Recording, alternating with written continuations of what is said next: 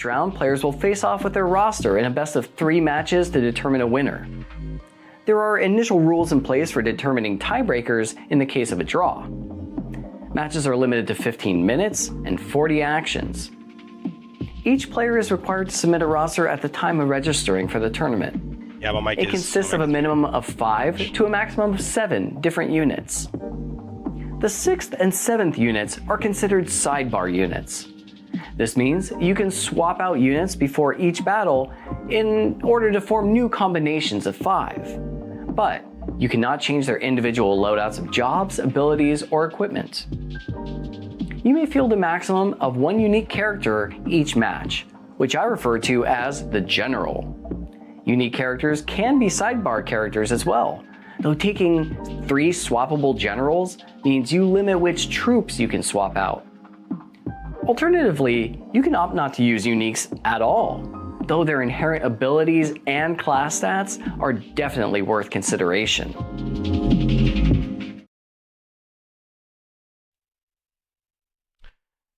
Alright, I do want to apologize for those that are watching the presentation. My mic was muted at the time, so you guys caught the beginning muted, so once again, apologies about that.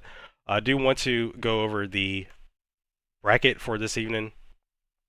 So we have round 1 in featured, which will be live streamed. We'll have Rumer versus DoggoK 10. In lobby A, which will be off-site, which will be King versus Dr. J. Those 2 matches will then proceed. Whichever winner wins for the round 1 matches in featured in lobby A will then proceed over to semifinals, which will then either face DoggoK or Guitarmanager. Once those semifinal matches are completed, the winners for semifinals will both then carry over into the grand finals. Competitors that lose their match will be finished from the event, as this is a single elimination event. Alright, now, with everything being said, hope you guys enjoy the show. Wingman, are you there? I'm here. Hey there. Wingman has graced our presence. He will be with us for a few co-commentating with me. I do appreciate it. I'm not going to be by myself for a little bit. So I will. What I'm going to do is we're going to start the round 1 series now. I will be back with you all in approximately 10 minutes, so I can get round 1 started, and then we'll come in with the very first match, which is Rumer versus DoggoK 10. I'll be back with you momentarily.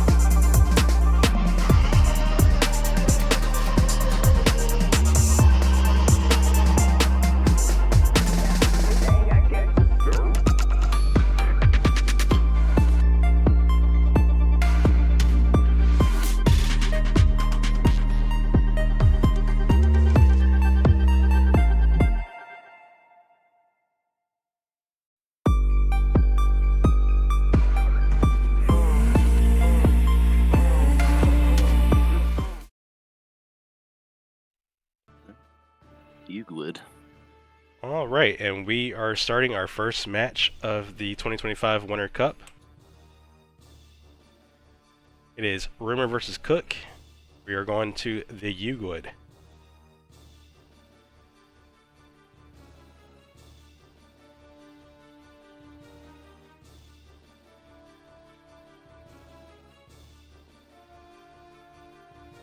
All right, we are starting off with Rumer. Going to do a quick unit check here, making sure he kind of sees what's going up against with Cook's team, which is always important because we need to know ahead of time in case you run up against elemental resistances or absorptions, any type of status immunities, things of that nature. If I don't want to make the wrong play there.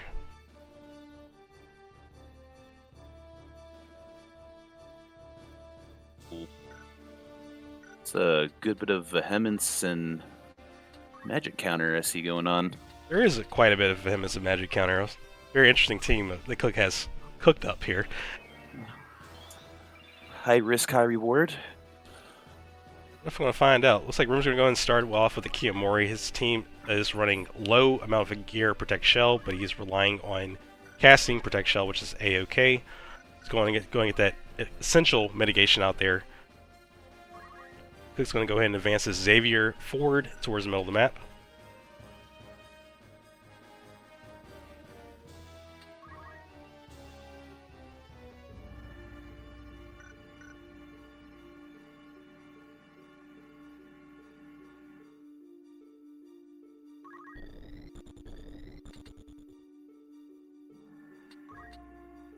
Alright, now we're shifting gears over to Rumer's Onion Knight, Alistair.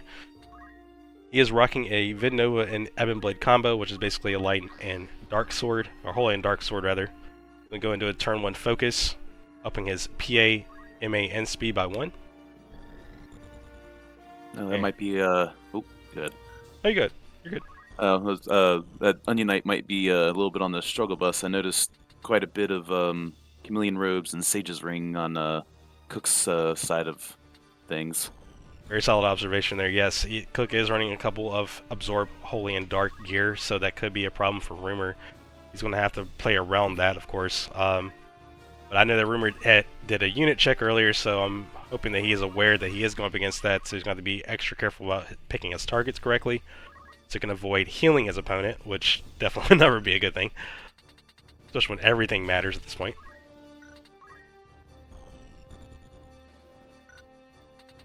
Still can get some solid utility.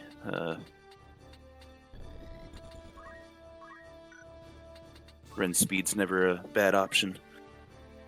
Never a bad option, yeah, especially if you can get behind them, get the flank, and knock out. Even just 1 -2 speed is backbreaking. Most units tend to be kind of close in speed values, so usually you'll see the lower end is 11 in most cases, but you'll usually see the average of 12 to 13 speed, so just taking that -2 off really upsets the turn order for those units in the future, with or without haste. And we're going to be shifting over now to Cook's Agrius. She is also running a Vehement setup here with Magic Counter. Nice and bulky though. Very bulky. That's the one thing I like about Agrius. She has the base bulk to be able to run Vehement setup. Just because you will take 40% extra damage. It's 50%. It was 50% of vanilla. It's 40% of the PvP patch. And you still deal 50% more damage. So she has the base bulk to sustain being able to run Vehemence. Though we still got to be cautious because that extra damage still will hurt. Looks like Cook's going to go ahead and charge up a Golem there too. Definitely a good countermeasure there by Cook to kind of offset the Onion Knight. Potentially even Rumer's Samurai, which, if I'm not mistaken, is a take aim variant using swiftness. So Golem will block those attacks outright based on the White Mage's health, which is 403. And now the Mime's going to go ahead and mimic that, so the Golem shield's going to be a little more resilient. Alright, so now we have a 536 Golem shield on Cook's team. Golem will absorb all incoming attacks, jump, and throw towards any of his allies while it's up.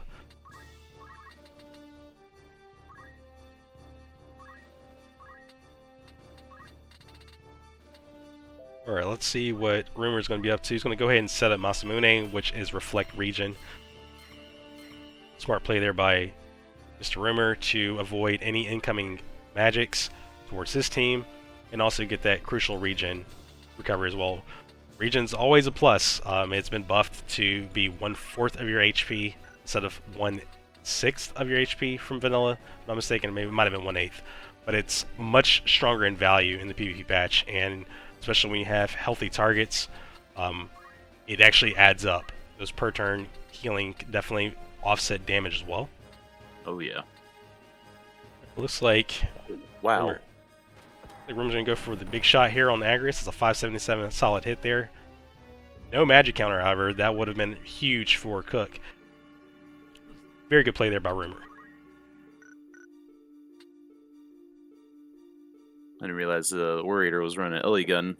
A very solid counter to get around that golem. Ooh. Okay. I like that. Cook's going to go ahead and respond with the Saint Cross, which will heal Agrius since her innate job gives her Absorb Holy. And then she's going to magic counter that Saint Cross, and that's going to give her another heal out to allies. So, and of course, suit up another Saint Cross. Bottom line. And just just healed all that damage from. Probably should have posted the epilepsy warning. I was about to say that. Like, watch your eyes. That was definitely a good defensive play there by Cook, though, to keep his team healthy, and even more so getting Agrius back to full health. Rumer's definitely going to have to play around that, because now he is for certain he sees what he's going up against. Rumer still has plenty of options, though, but he's definitely going to have to pick his targets a little bit more so than he probably was anticipating.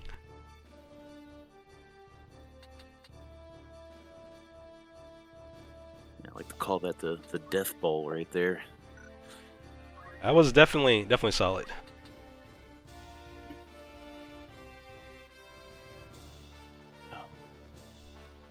Alright, so we have an interesting Velmafra build here by Rumer. She is on a Knight variant, but she is running Curse Shield, which gives her Atheism, which means that she's impervious to faith-based spells. But she is also running Black Robe, which gives her boosted elemental damage. So she has a variety of abilities within her magic skill set. In particular, stuff like the Anima skills, which were originally from the Skeletons in Vanilla. She has those abilities, and they've been buffed up and suited for her to utilize effectively. Looks like he's going to go ahead and do a check here.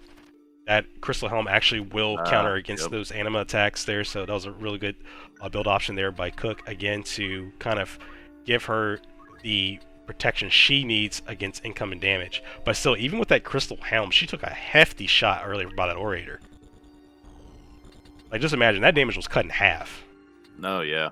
And she still took 500 from it, so... Yeah. I think... Oh, she's also Faith, so it was... that's true, yes. I'm assuming that Orator is also Faithed. Yeah, they're both was a Faith versus Faith. But yeah, I mean, just imagine that would have been a 999 across the board, easy. Oh, yeah. So that Crystal Helmet actually came in super clutch there for Agrius because it prevented her from getting killed. One shot. Weighing out his options here. Going for the potential Doom status. Oh, he got it. Nice roll. There's a 19% chance for that Doom. And a solid 434 hit there by Rumer's Hilaria. We're switching gears over to his Onion Knight. Doom status in the PvP patch is 2-tick, not 3-tick like it was in Vanilla, so it will KO that Knight faster. So when that Knight gets his turn, he will be already sitting on 1 turn remaining before he falls over dead. So that's going to be a potential KO there by Rumer. If he can play off of it and chain it, then he can potentially get multiple KOs in succession. Curious to see what he does here. He's definitely got a few options.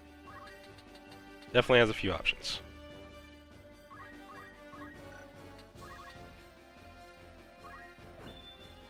Alright, there goes the Golem shield blocking those hits. Oh. However, proc weapons or weapons with secondary effects still can cast their ability. That is, however, going to heal that Knight because he is running Chameleon Robe as well. but that was a good 360 hit on the Golem Shield. It still has about a little under 200 left, or a little around 200 left in HP.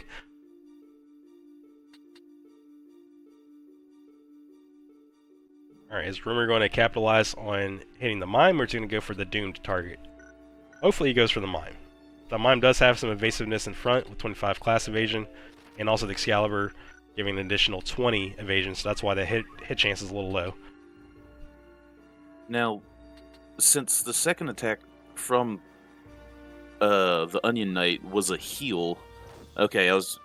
Oh man! Oh, that was about 1,000 points worth of damage. That answered my question. The first hit was still ate up by the Golem Shield, because the second hit from the Onion Knight was a heal. Correct, yep. And not damage, yeah. Alright, looks like it's time for Cook to respond here. He is moving his Agrius deep into Rumer's stack, beside the Onion Knight and Ilaria.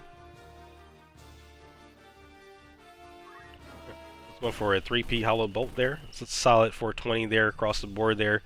Val or Ilaria will cut most of that damage down there. I think it might have been a Mana Shield hit in particular. Still, 420 damage, AoE, very solid hit and play there by Cook.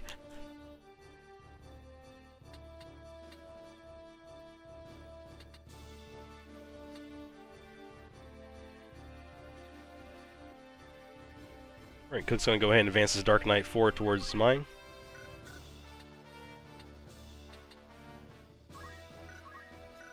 Starting to see both sides of that vehemence right now. Yeah.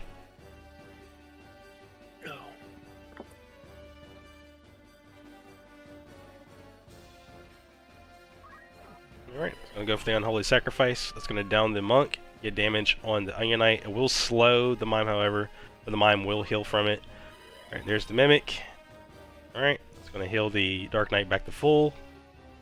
And put a nice 60% chunk of damage on the Mime, because there is recoil damage with that skill. We're shifting over to Cook's White Mage. This is definitely anyone's game here as we approach the 12th, or going into the 13th action at this point. Both players are utilizing their timers pretty well too. We got plenty of time for both behalves. Definitely a good idea to take a minute, or even like 30 seconds to just kind of be mindful and kind of think in advance what you're doing, right? Like you don't want to make the wrong play, especially right now. We both have a down unit on each party.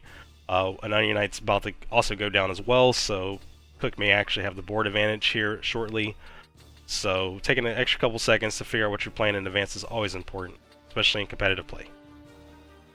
I imagine the Samurai and the Orator are probably up next. I haven't always really utilized the turn list. Yeah. That sounds about right, though, yeah. Yeah.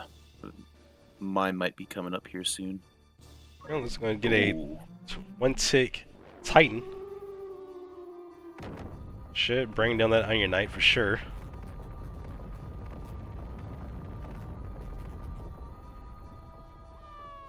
Alright, 0 damage on Val because of the Curse Shield, so she is left unscathed. That will take out that Onion Knight. Currently has a lead, 4-3. Oh, that is a insta-cast take aim. Yep. Looks like that is something that Rumer is planning on capitalizing there. Now there is a solid chance that might miss. We're going to find out. 665 take aim. However, Agrius and that bulk that we were just talking about, she left still standing there in critical condition, but I believe Rumer still has plenty of options. He's more likely going to go for the kill there. Oh, yeah. He should go for the kill there. I don't want her running around messing with anyone else. What's the second ability on that Dark Knight? Does it have items? So the second ability? Yeah. 2 seconds. So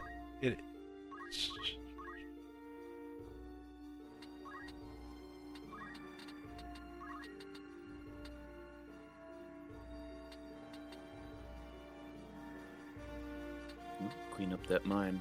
Probably would not be a bad option. And then, yep, he decides to go with that. I'm looking at the wrong. It seems like wait a minute, there's no dark now. I don't remember. It's Arts of War. Yeah. Hearts of War. Yeah. Okay. It's definitely putting Cook in a rough position, especially as his Protect Shell just fell off as well. Yes, Vehemence. definitely good observation there. Since Rumer did Protect Shell in the beginning, and now he still has his additional mitigation, whereas Cook is fallen off at this point. So that's going to be even more problems that Cook's going to have to deal with going forward. Ooh, I'm assuming that's going to be Fairy. Yes, it looks like it was a fairy. Yep. Yeah. All right, switching back over to Rumer's Samurai. She Oh, actually has the no. window to get the take aim, but can she get to the White Mage? No. All right, so you'll have to assess his options a little differently there.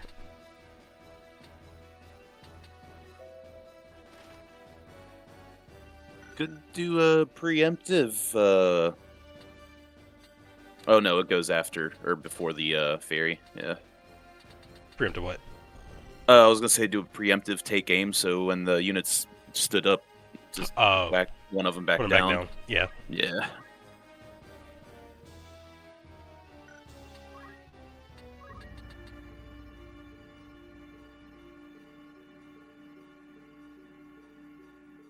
Rumor is definitely weighing in on what he can do here. Its options are kind of limited. As you were saying earlier, preemptive definitely not a bad idea. He can Kiku that Dark Knight, get a nice little dent into him, but it's not going to. I don't think it's going to really shift the needle currently. Yeah. Looks like he might be debating on just moving away and saving a little bit of CT there. That looks like that's exactly what he's going for. Yeah, that's not a bad idea. He knows the res is going to go off anyways. He can't really do a lot to respond to it. So he's just going to go in and try to get back in position with CT wise to be able to read down hopefully. All right, let's see what Cook does with his Dark Knight. Looks like he's going to go ahead and wait and also save CT. All right, Phalight's going off. It's Fairy. Cook needs at least one res. Agris should 100% get up because Should of be Faith. 100%. Yep. Oh. Okay, we got Agrius in the mine. Okay, so we got pretty much everybody back up there. Other than the Knight, but that's going to be potentially problems for Rumer now as he's going to have to deal with 4 units again. I don't know. That Orator's putting in work. Yeah, he's just sit back down. He's also Solid. lost all of his Protect Shell with the Vehemence, so Good point. solid Good point. shot there. Yeah. Yeah, I mean the Warrior doesn't have to move, which is exactly what he did, which is also good play there. He doesn't need to waste CT when she was already in kill shot range, anyways. That'll allow her to reposition faster. And even though those units are alive, it looks like Rumer has still plenty of play there. He's going to go ahead and probably shift for another Anima attack. That's enough to get another redown. Alright. And currently Rumer is up 3-2.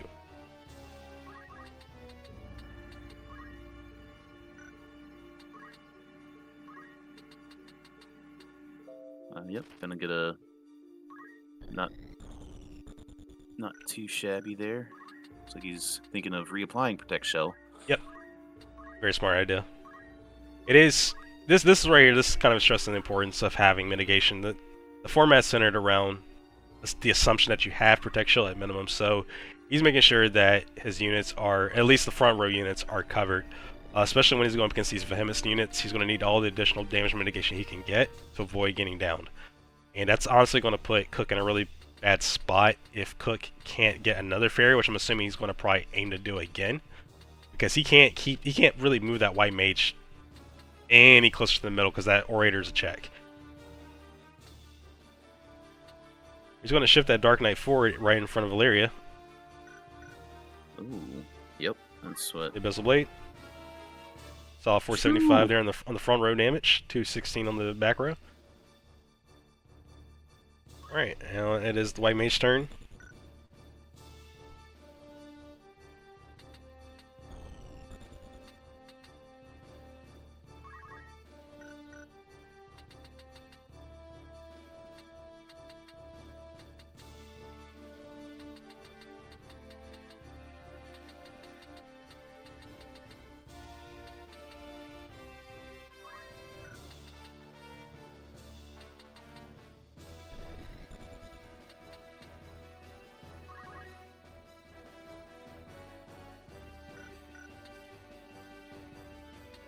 All right, again, it looks like Cook is definitely assessing his plays right now. It's honestly pretty much a pivotal moment, I would say, for him, because this right here is going to be super important. If he can't get beyond Agrius, if he can't get multiple reses, it's probably going to be just about it for him in this game one.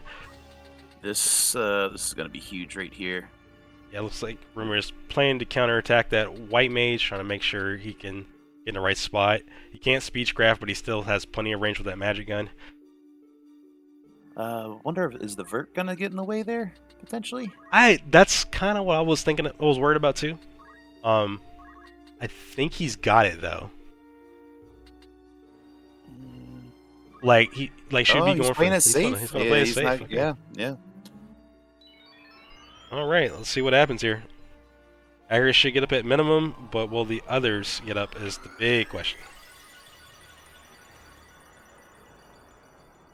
Okay, we got the Mime and Agrius back up, but not the Knight. Oh, Agrius gets another cleanup here. Or Valmafra. My apologies.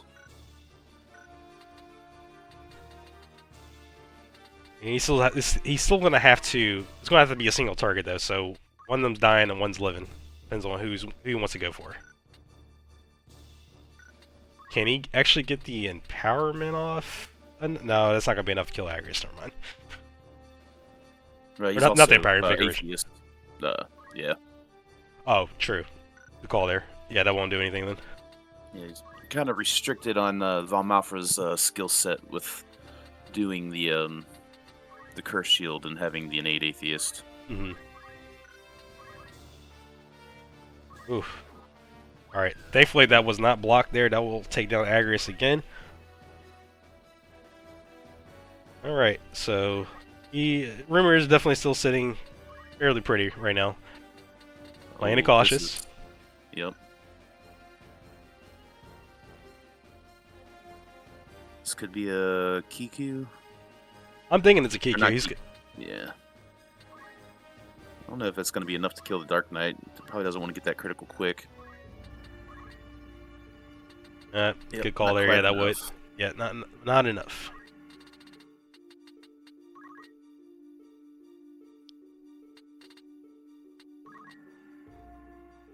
That'll do it. That will do it. Sonic Boom scales with your weapon power, so since katanas have 25 weapon power, it's going to hurt like a truck, especially going up against that Vehemence. So that was good play there by Rumer. He still is up barely in the lead right now, but it is 3-2 Rumer. Fortunately, that Mime, I think, is limited to the White Mage's staff or bag. I'm not quite sure what the weapon is there. Yeah, it should be a Mage's staff. Okay.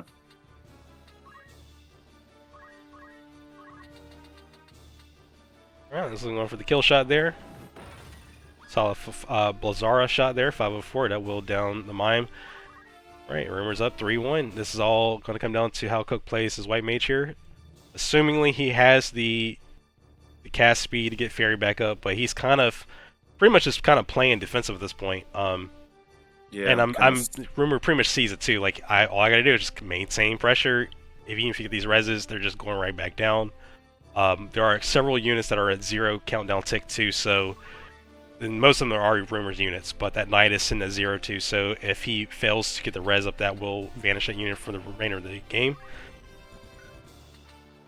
Yeah, I don't think he's got a good Fairy anymore. The Samurais and the Valmafra are pretty high in CT there.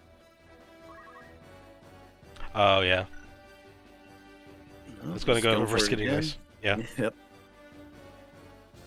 I mean, honestly, it's probably one of the better plays that he can make.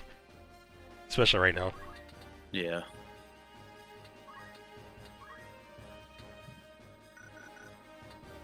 Can he get in? No, he's out of range for the Sonic Boom, too. Yep. Can't heal Valmafra because she's undead. I kill her with Masamune. Or Murasame, rather. He's doing the... Yep, very, very good. Okay, the preemptive take aim. Alright. So that's going to be guaranteed on Agrius. Will the Knight and or Mime get up? Not too sure the Dark Knight was in position for that one or not, but we're going to find out. This is hoping that Nope. Agrius doesn't. Oh, Ooh, oh, big whiff. oh, Yeah, that'll do it. There it is. Yep. 27 X. All right, and it should be almost a kill shot now. The White Mage still has Shell, and she also has Arcane Defense, so she's got a lot of damage mitigation right there. So she's not going down right off the bat, but might be looking at just weighing in on the status. If you can get that Confuse off, that's a rip. No Confuse, that hits the Mana Shield from 196. White Mage is staying resilient for now. Shifting gears over to Rumer's Orator, who's got plenty of map presence. See if that float gives him. Oh, does. I think that float came in clutch for him. And the Charm and the Ooh. Persuasive kicks in because she entered critical. It is a Orator passive to put auto Charm on units once they're in critical status. Looks like she's going to go and move herself. What? Wow. We've seen this before. Other units too will even harm themselves to knock off the charm status. Honestly, that's I know it kind of sucks for Rumer, but it's good for the broadcast. Yeah. Oh, I'm surprised he didn't go for the. Surprised he didn't go for Sonic Boom there. Yeah, that would have been it. All right. Protect Shell is now falling off on Rumer's behalf. He should still be okay here. Oh yeah. He's pretty much got like several options. All right, now we'll do it.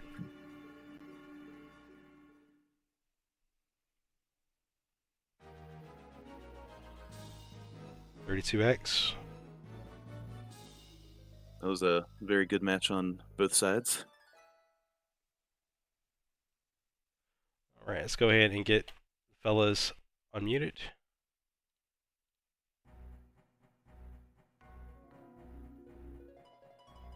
All right, Rumer and Cook, you guys there? Oh, yeah. GG. Excellent game, That was- guys. Yeah, excellent was- game. That was stressful. I didn't think anybody would going to be use the gimmick that I've done a while back. I wasn't expecting the magic counter Saints Cross stuff. That was good. Respect on the multiple vehemence there too. Yeah. Yes, I'm quite impressed there, Cook. You managed to pull it off, and it worked out fairly well. Cause it definitely dangerous to play with multiples, but you managed to make it work, and it definitely put up a fight for sure. Yeah. She's to you both. Well, That was stressful. oh, I imagine it was. Well, fellas, oh, go ahead, Wing. You're good. I was just gonna say that the Orator was MVP if I had to pick one there for that match.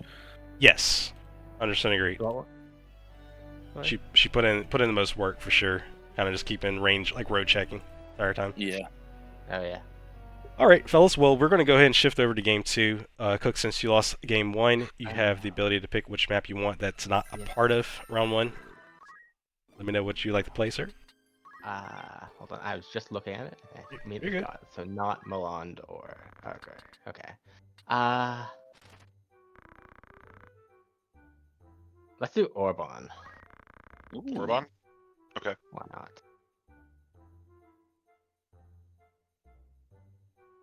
All right, so give me a moment while I go ahead and shift over to lobby A to make sure that they're started as well. So I'm going to go ahead and put us in downtime for a minute while you guys get the game set up. Yeah, we'll go ahead and just go to the unit screen. What was the map one more time, if you don't mind? Orban. Urban Monastery. Okay.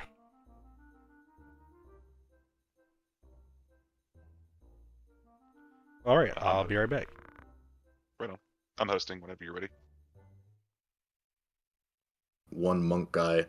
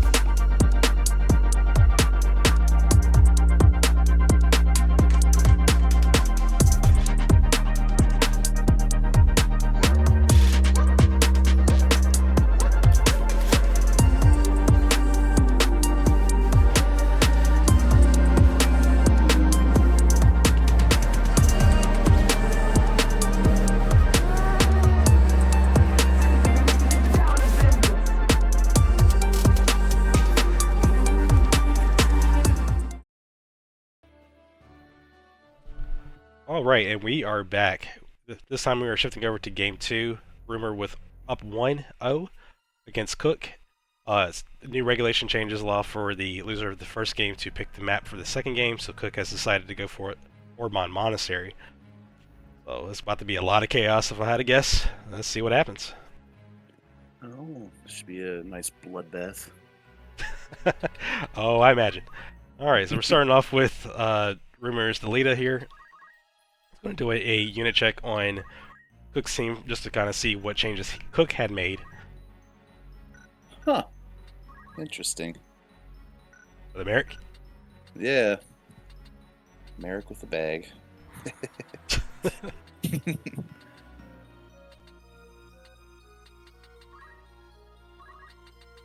Alright, looks like he's going to go ahead and trying to figure out how he's going to play this out. He's got a lot of AoE options, which is what he's... looks like it's what he's going for here. Damage. There's definitely a damage spec Delita, so he's pushing forward. He's going to go for the... Like going for the Hollow Bolt there, so that... Wow, was it 550 on the night with Protect? Yeah, that was 550 on the night. Alright, he's going to go ahead for the Hollow Bolt there. 400, that White Mage will absorb the entire hit there. That was really a good solid start hit there by Rumer. See if he can capitalize on follow-up here to try to get multiple KOs.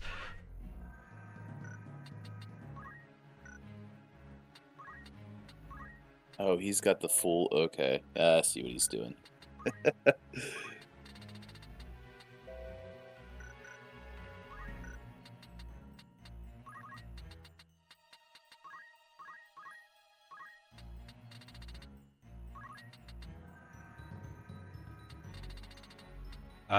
Yep. Yep. Okay, so Rumer's going to go ahead and do critical quick here. He's pushing for critical quick here with the X-Bot. He does get it. Delita will go ahead and get his turn with the quick status, so that means Delita will instantly go again. So this is going to be very bad for Cook.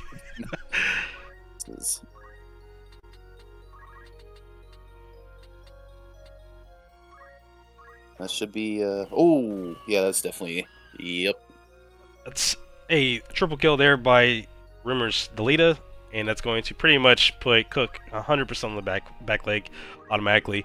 He's going to go ahead and push that Delita backwards. It's going to kill him. He's going to die because of the poison status from the cursed garb, but his job's already done, so... Yep. Can't complain with a 3-for-1. Can't complain for a 3 for 1. No, sir.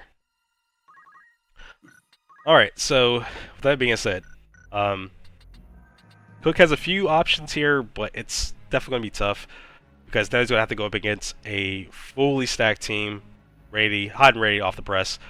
Looks like he's going to go head on, straight to that Thief. Going to go and do a Sync Cross there. Okay, good play there by Cook. He's going to go and retaliate immediately with AoE.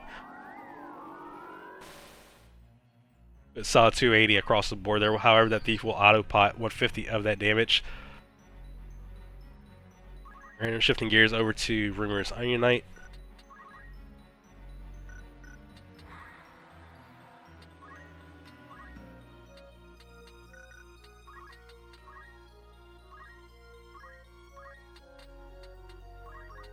Alright, this is going to do a countermeasure run speed. His weapons are holding a dark weapon, so he won't be able to attack. So say he's going to strip successfully -4 speed. Oh man, that is backbreaking. Knights already aren't that fast to begin with, so that knight's probably done for it at this point. Well, can't quite get the angle right. It's either angle or something else. But either way, he's going to get a back shot there. it's like his 90. Oh man. Oh man. Things are 100% not looking good for Cook here right in the beginning of this game 2. Rumer landed the Charm Persuasive status on the Knight, so now the Knight is under AI Charm control. And really, Cook only has one unit in play now. It's this Black Mage. He should have fast cast here, but I don't know. This one's built more for... Yeah, he might... Oh no, that Sammy's going to mess up his cast time. It's in the 70. Okay, he's going to go ahead for Kiku. Alright, he does get the down on the Samurai, but the Thief again will autopot most of that damage off. Alright, speaking of Thief, it's now the Thief's turn.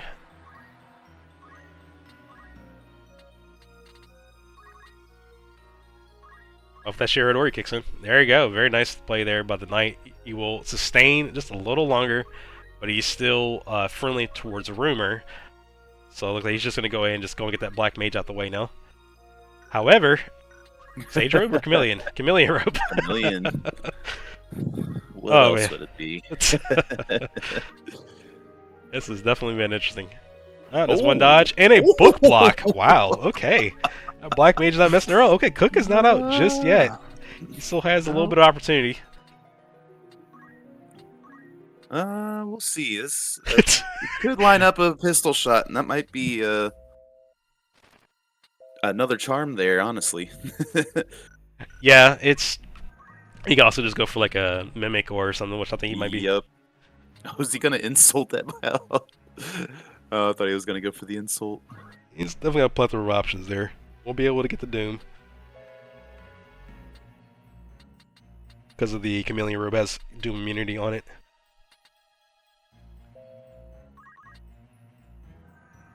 Thinking about getting a hush off. Heard.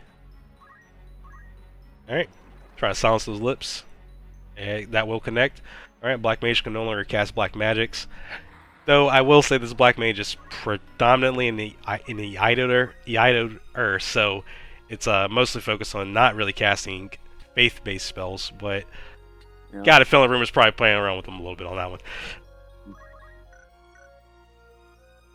Either way, let's see what Cook does here. Going The for Cherry Drain? Yep. The Disco Inferno. Always.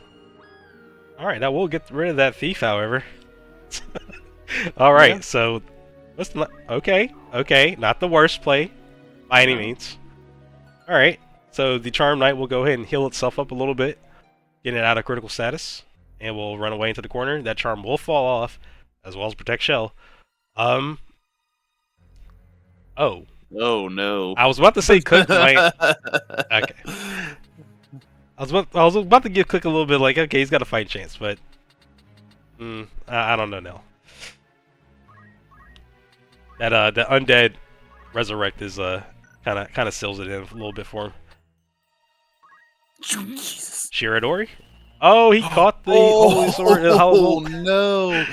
Cook is not just Oh, out of it yet. He's not out of it yet. Oh my god, what is going on here?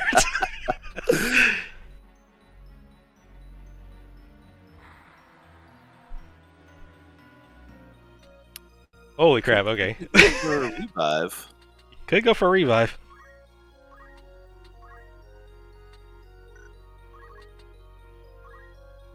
I love tactics.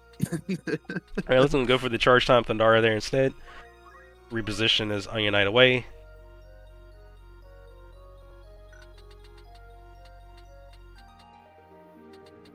Checking CT. Got most of his units are in good shape there as well. Assuming he's going to go for the kill shot. I mean, he's got plenty of damage there, even with Mana Shield. Oh, my lord. Oh, Oh. good thing he charged up that Thundera. Yeah. No, you're definitely right there, yeah. I mean, 1 Rumer... HP. 1 HP, oh my goodness. One funny thing about Rumer, he's always like, oh man, RNG's always getting on me. Oh my god! Oh, we got the re-raise though. Okay. Oh my goodness. Is she also undead? That samurai? Yes. Yeah, she has a Okay. curse. Yeah, she has a curse on one. Oh man. I'm not gonna lie, I'm glad to have had this being captured. This is it's kind of just showcase some of the funny things that that goes on in a PvP game sometimes. Oh, for sure. All right, so at this point, Rumer's going to have to work his way towards that knight. The knight has martial, so he does have revive play, but he can't get to his units. He's too far out a stack at this point. So it's probably his best bet just go ahead and do a Saint Cross. Yep. Yep. Ooh, that's a 620 Saints Cross too. It's 440 on the hit. I believe that Knight's Vehemus too. That's why the damage numbers were a little inflated. Oh, yeah. But again, Rumer's gonna pretty much have to go for Thundara here, I believe, at this point. Yep. It's enough to seal the deal there.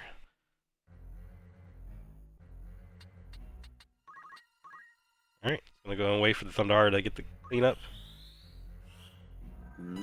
They'll take care of game 2. I will do it.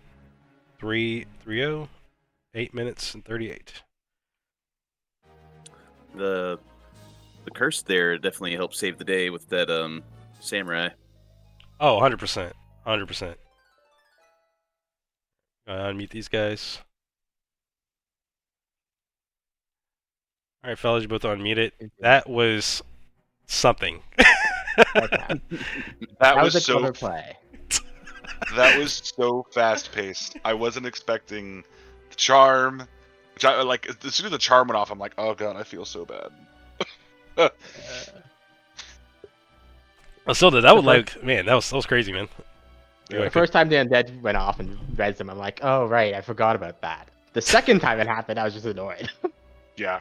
Yeah, that's 100% fair. 100% fair. But no, it was either way. I mean, even with the initial aggression that Rumer had in the beginning with Delita, and the critical quick follow up, which is Yeah. which allowed him to basically do a back-to-back KO there and get the triple. Cook still hung on there for a second, especially that Black Mage. That was some pretty funny shenanigans going on there. Clutch mana shield and only 1 health left. I'm like, Yeah. She No, that didn't was want to it. go. I wasn't expecting the comeback like that. If the Delita and the Samurai didn't get the cursed re-raise, I think Cook was definitely still in it. Mhm. Yeah. But either way, I appreciate you both, Cook, and I appreciate you for taking the time out to compete for this evening's event. Always blessed to have new members come in. I know you've been grinding it out here when it's like right before this got announced. So, and even after the announcement, so I do appreciate you taking the time to learn about the PvP patch, and then you and Guitar have been sparring a little bit too. So, thank you once again for taking the time outside to be a part of this event. Very much appreciate it. Oh, thanks for having me. Thank you. Good luck with your game. It was fun, bud. All right, so what we're going to be up to now, we are still waiting for do a double check with Jay and King's game. Current last status, Jay was up 1-0 for their game 1. They went to game 2 right when you guys started game 2, so everyone kind of synchronized, thankfully, at the same time there. So they're still working through their game 2, if I'm not mistaken. I'll be following up with them in a moment to kind of see where they are. But other than that, we're pretty much just kind of hanging out until they're finished, and then that way I can kind of see what happens from that point. I may pull them up here on stage at this point once they complete their game, if they go to a game 3, but it kind of depends on where everything is at this point. Righto. Alright, so I will be right back. I'm going to go ahead and switch to downtime for the meantime until I get a status update.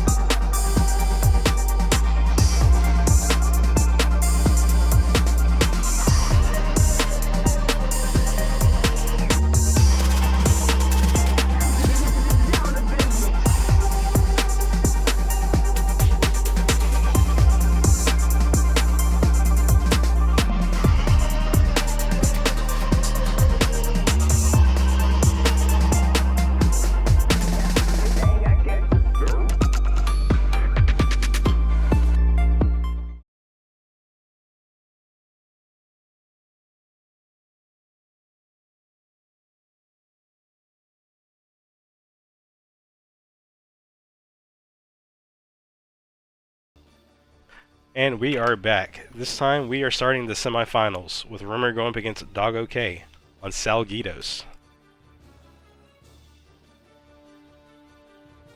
Rumer is currently up 1 in the tournament, and he's going to be going up against a new challenger. Doggo is actually a new player as well in the Tactics League server, so I'm very interested in seeing what he is planning to bring here. Looks like Rumer's going to go ahead and do a perspective check real quick, checking his opponent's gear and setups. So he has a kind of a brief knowing what he's about to go up against.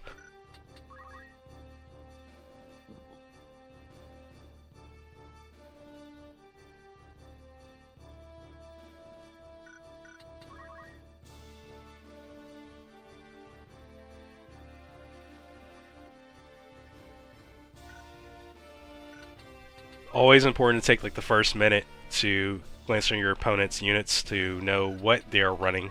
You don't want to make plays where they're running something like immunities or elemental absorption, and then you end up hitting them with those elemental absorptions, or they don't, get stats immune against something you're trying to do.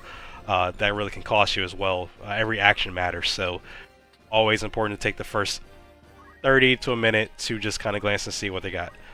Rumer's going to go ahead and initiate here with the Kiyomori. It's going to provide Protect Shell on all of his allies. Very important buffs to have into the battle going forward.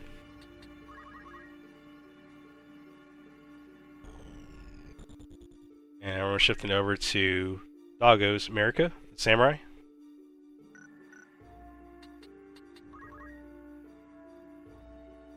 Definite respect on the bravery boost. That's a kind of an uncommonly used reaction skill, so awesome to see that he's going to give that a go and use that. Yep. And just a note, the bravery boost does a little bit more than it did in the vanilla game. It's plus 20. It is also guaranteed to activate at all times, regardless of your bravery stat. So as long as you get hit by physical attack or physical damage, it will trigger automatically for you and give you that plus 20. And since katanas scale with bravery, the more bravery you have, the more damage you deal with them, with basic attacks. Alright, looks like Doggo's going to go ahead and follow suit here and do a Kiyomori on his group as well, getting Protect Shell out.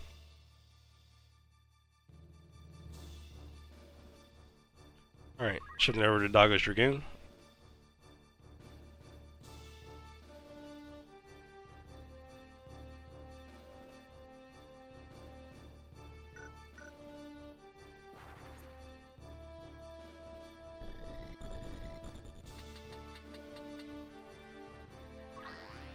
Alright, Dragoon's going to do a focus, increasing their power, magic, and speed by 1. Definitely important for the battles ahead. And now we're shifting over to Rumer's Alistair, his Onion Knight.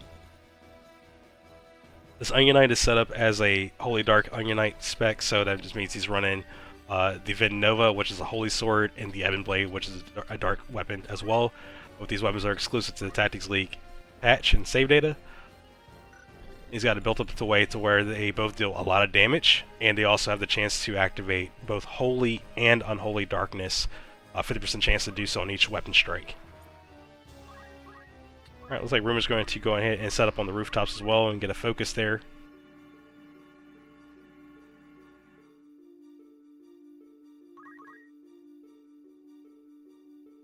Alright, now we're shifting over to Rumer's Alaria, his Valmafra.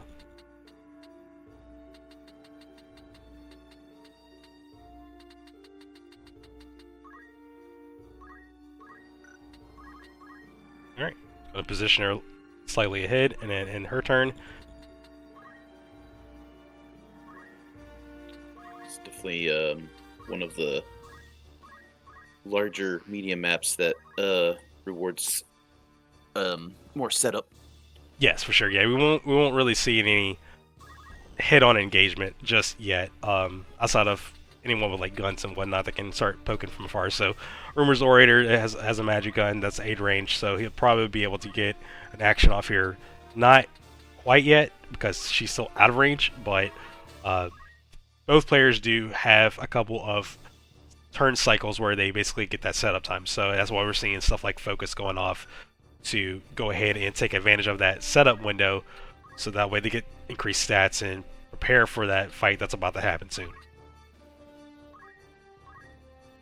Okay, interesting. We'll go for the praise there. It's going to up the Samurai's bravery by 10, which is also indirectly going to buff her katana attacks as well.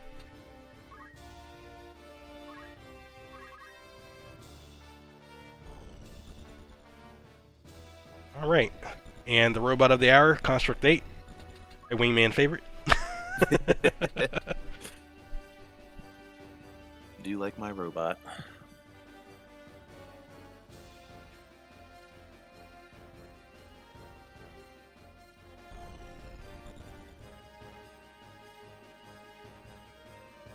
While we're waiting for C8's actions, C8 does have a few new stuff. Actually, here's one of them right now. Boost, which is a new ability. It increases speed by 2 at the cost of the 1 MP that it has. Of course, you can refill that later and continue to get boosts off, which might be something that Doggo may end up doing here. We'll find out, especially with it being Chemist's turn. But there are new abilities that Construct does have that he didn't have in the original game. So there's Boost, there's Salvo, which is like a shorter range AoE attack. He still has the tried and true Dispose, but that's dialed back in range. That's 6 range instead of 8 range. There's also Transfer, which is an ability that allows him to basically do pretty much, if you remember Chant from the original game, it's more or less Chant. And then there is probably one of favorites, Terminate, which allows him to blow up into missing health damage.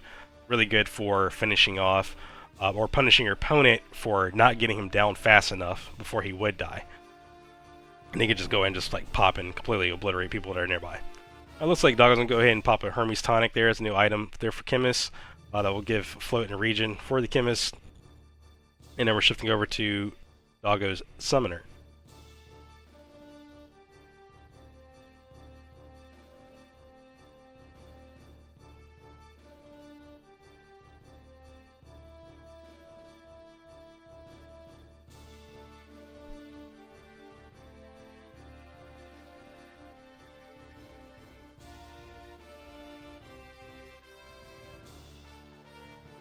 Looks like Doggo is kind of assessing what the play is going to be here.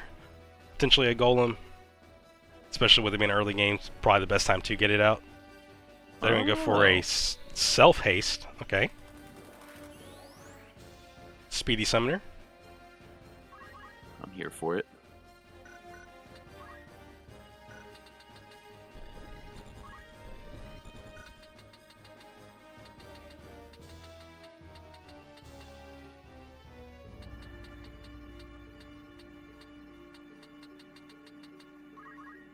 Looks like we're gonna have quite a bit of rooftop battles going on. It's definitely trending that way, yeah. Most of the fights usually happen in the middle, but it looks like definitely setting up top. Yeah. Probably see some robot lasers fired from the streets. I wouldn't doubt it. Or a good old salvo if Rumer stays stacked. Oh, yeah. Alright, Rumer's going to go and set up his not Protect Shell, Reflect Regen there with Masamune. And now we're shifting over to Doggo's Dragoon, which should be more or less in jump range to the Onion Knight, but it's going to have to advance forward first to get that far. It's going to be a little bit awkward for the Dragoon since it's acting before Rumer's units. Yeah, if he goes for the jump now, I think it'll probably just Rumer could probably just walk right out of it with CT. Yeah. We'll see. Maybe we'll have the Dragoon will pop another squat with the focus.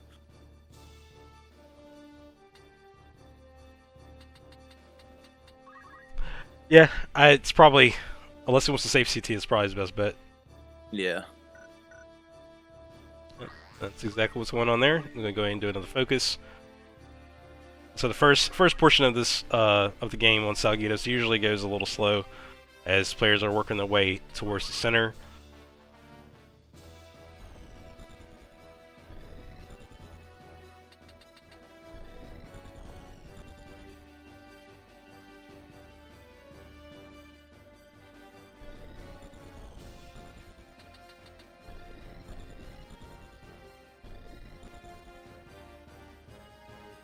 So have interesting summoner positioning there, breaking away from the team. Yeah. Maybe maybe gonna try and bait Rumer to play a little more aggressive and pull him towards him. I mean, yeah, it could go either way, honestly. Yeah.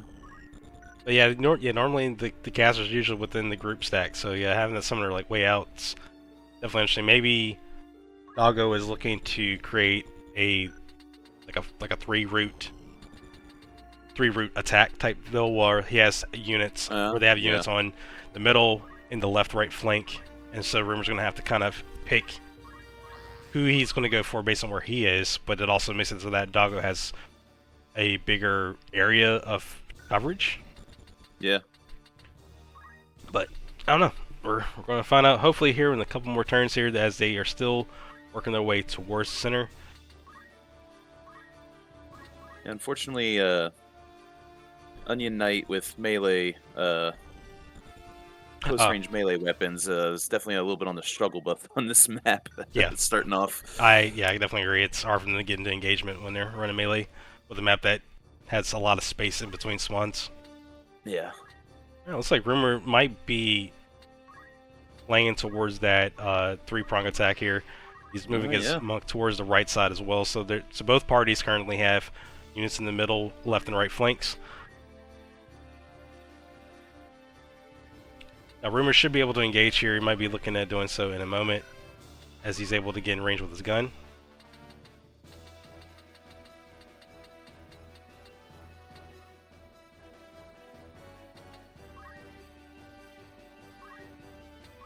Alright, so Rumer's not going to engage this. He's going to shift slightly ahead.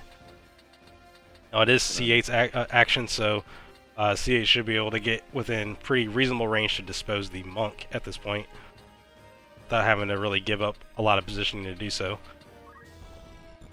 It is going to be somewhat difficult for Rumer to get consistent damage on that Construct 8. Yes. Yeah, currently, yeah. I think even with the way his team's set up, it's going to be a little bit of difficulty, yeah. A lot of elemental damage. Yeah. The Thunder Anima can still get through from Valmafra. That's true. Yeah. That's honestly his main tool against her. So hopefully Doggo is kind of recognizing that as well and might be looking at trying to prioritize Valeria, going to get her out of the way, because that could be a problem for them specifically. Yes. Potential salvo? I'm going for the single target. I don't think he can salvo just yet, could he? Okay, yeah, never mind. I mean, he can salvo, but he's only salvoing one unit. Alright, that's a little bit of damage there on Ilaria. It's a 102 recoil on Construct 8. And now we're going to shift gears over to Doggo's corner summoner. Pocket Golem? Maybe. I mean, they haven't got him just yet, so probably going to need to within the next couple turns as we're getting closer to an actual engagement, full party engagement, if that's in the plans.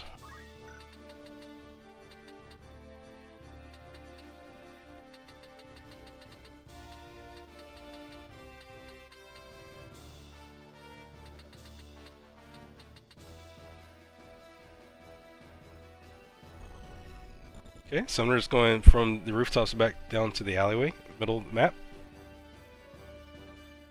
Alright, going for the haste on the Chemist, guaranteed due to faith. Alright. That's going to do it for the Summoner's turn, and now I'm shifting over to said Chemist.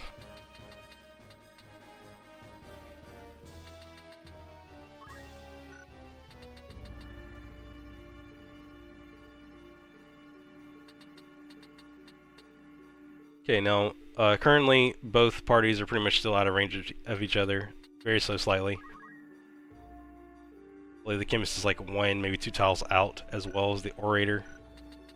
But Rumer will have the turn advantage to actually engage one of them first, since he has the upcoming action.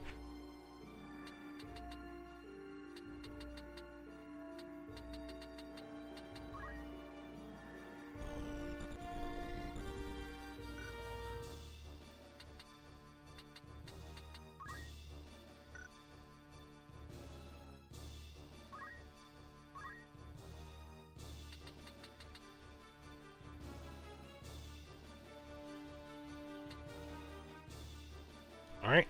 Doggo's going to go ahead and wait the turn off there with the Chemist as well. Alright, now we're shifting over to Rumer's Alaria. Looks like he's going to go for the Thunder Anima play. Yep, going straight in. 308, that's looking like solid damage there. Yep. Oh, and even yeah, water hits him too, and even Solid 308 Thunder Anima strike there from Velmafra. It's going to take a nice chunk off of C8. Now, if Rumer can capitalize on getting the turn order first thing, and he can potentially follow up and get enough damage to get the C8 dead, but he wants to get him dead if he's going to do it. Otherwise, C8 can just simply turn around, get in range, and terminate, downing multiple units at the same time. So, got to be careful with that one. And I'm pretty sure Rumer's going to be thinking about that going forward here. But that's a nice chunk of damage on C8's health, so that when he goes to do any of his attacks outside of a basic attack, it's going to cost him HP basically to do so, put him further behind.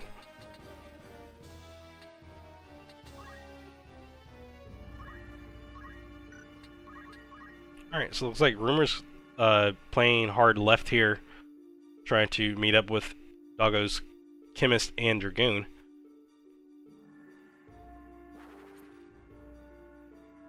Dragoon has some hops, making it across the rooftops, and is now within range to get a jump off. let's see who he targets here. I guess looks like he's just in range of the samurai. Oh no! Oh, he's going for the Val. All right. That's definitely a good choice. He's going to go for anybody. Val's a pretty hard check on that C8, just about.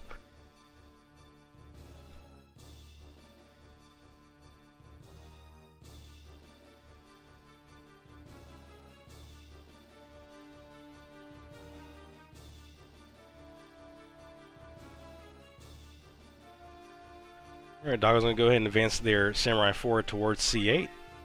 Potential heal here, based on positioning. Could go for the Kiku. Yeah, either Kiku or the heal.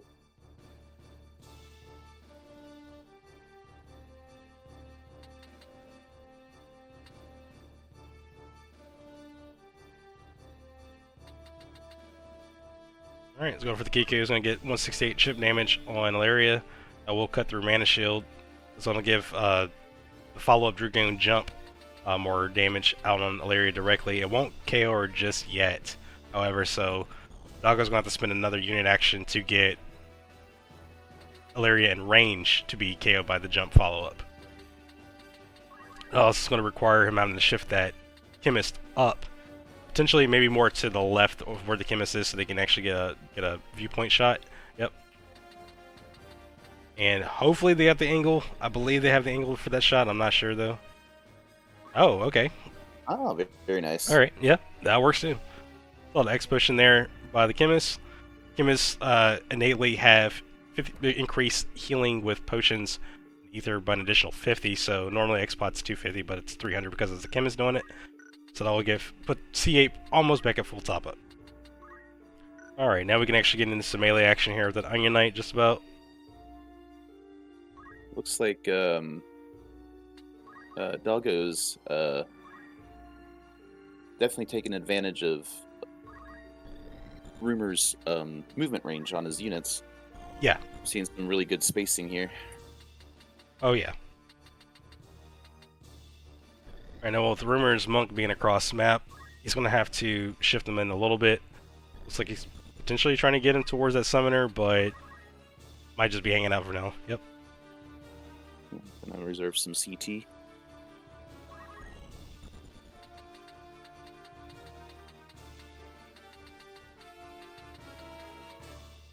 Alright, so pretty much this Orator has been Rumer's MVP since round 1, so hopefully she'll put in enough work again. Going to go ahead and push her potentially forward. He's able to get in range of several units at this point. Looks like he's going to go and target the Chemist. Oh. Ooh. Oh, that Chemist does not have shell. He doesn't have a shell. Does he have a gun? No, he's missing one of the... I forget which one's the square and which one's the triangle, but he's only got one of the two damage mitigation. Oh, no. That's not good. The Entice rolls and will charm Doggo's Dragoon, taking the Dragoon out of Doggo's control, and will be at the benefit of Rumer's team for a short period of time. Definitely some interesting options here with that construct date at the moment. Yes, he does. A lot of different options. One even includes salvoing his DK, or Dragoon, rather. Yep. Going to get him out of charm early before it's too late.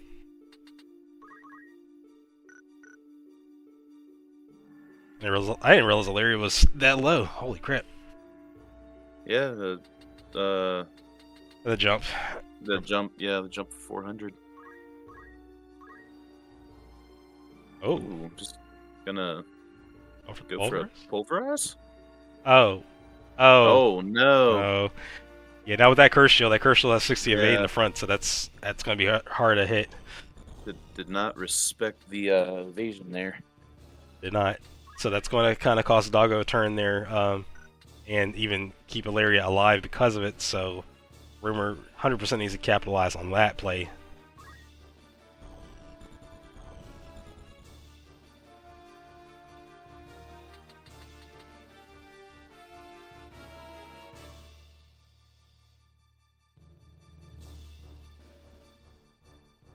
Alright, we are now entering the 22nd act here. Doggo is now going under 4 minutes. Time's getting a little tight there, but still has enough time to make decisive plays, especially with the engagement going on now. That's even more important than ever.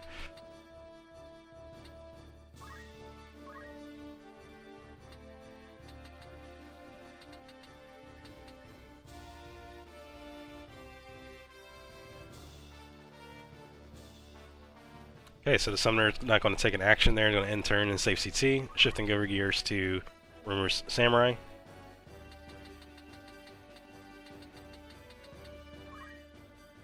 He's going to go and reposition her near Mafra. Now she's in an odd spot, so he's going to have to probably go for a Ido skill, yep. A damaging one in particular. Oh. Ooh. Okay. He's gonna go for the one status chance that could actually confuse construct. Does it land? It does not. Nice little chip damage there by Rumer Samurai. Alright, now it is Doggo's Charmed Dragoon. Let's see what play the AI decides to make. Looks like it's gonna be a back attack. And that will down the Chemist as the first KO of this game.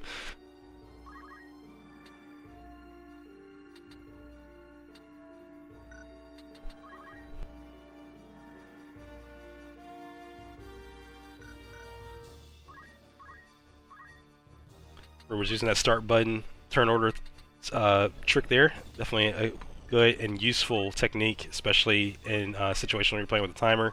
Pressing the start button when it's your turn, even when it's not your turn, allows you to glance over who has the next upcoming actions. Go for another Thunder Anima there. That's going to do another solid 308 hit, removing that X Potion damage off from earlier. Or X Potion healing off from earlier, rather. And looks like Rumer's going to go ahead and get his Onion Knight right in position to that Dragoon. He doesn't need to mess with him just yet because that Dragoon is still friendly. But he's ready to bop him as soon as he comes out of that charm. Alright, looks like the Samurai is now Rumer's next main target. For the dual-wield back attack. Solid 338 follow-up there twice in a row there. Will definitely 100% one-shot that Samurai. And Rumer currently has the lead 5-3. That's definitely some solid damage. Mm-hmm. Dual monk, man. Oh yeah. The brawler support ability increases unarmed damage by 70% in the PvP patch, so that makes that unarmed builds actually work fairly handy. And just I don't even think that monk is. I think the monk's still base 60 brave. I don't think he's even done anything that's increased his bravery yet.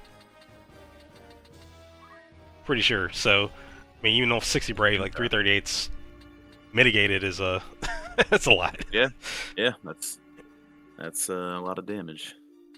I'll kill you. But you gotta get in range for it, though. All right, Doggo's still in this game. It's not out just yet. Still got plenty of plays to make here. Definitely need to try to do something with that summoner though, as Rumer is definitely closing in.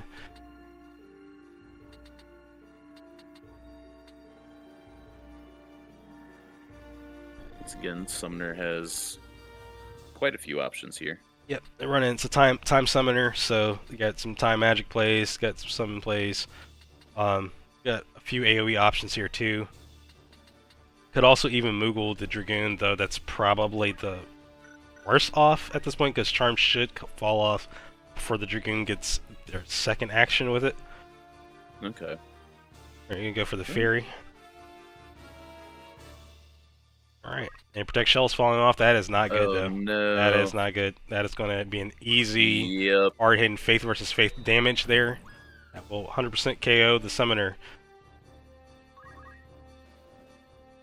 Alright, so we basically, right now Rumer is currently 5-2, so Doggo still has the Dragoon, technically, but it's still under Charm, but that Charm should be falling off any moment here. So, he's going to have to make some plays here at this point. Try to keep this in. So, Terminate's definitely out of the question, I would say, because that's just going to put them further behind, and they don't have res power either, so I wouldn't Terminate. Maybe, if you can get behind a unit, and I mean fully on the flank, then a basic attack probably wouldn't hurt. But where Rumer's units are standing, I don't see that being a possibility. He's actually got them standing in a good spot. Yeah, he's got good spacing. Yep. As you notice here, the monk has a dead body behind, so you can't get the back, so there's some evasiveness. I don't believe that monk's running dexterity, but the monk is probably his best choice if we were to go for any basic attack hit. But the samurai is got their backs turned on the upper ledge, so they can't get C8 up behind to actually punch upward. Alright, so C8 is going to go in position middle.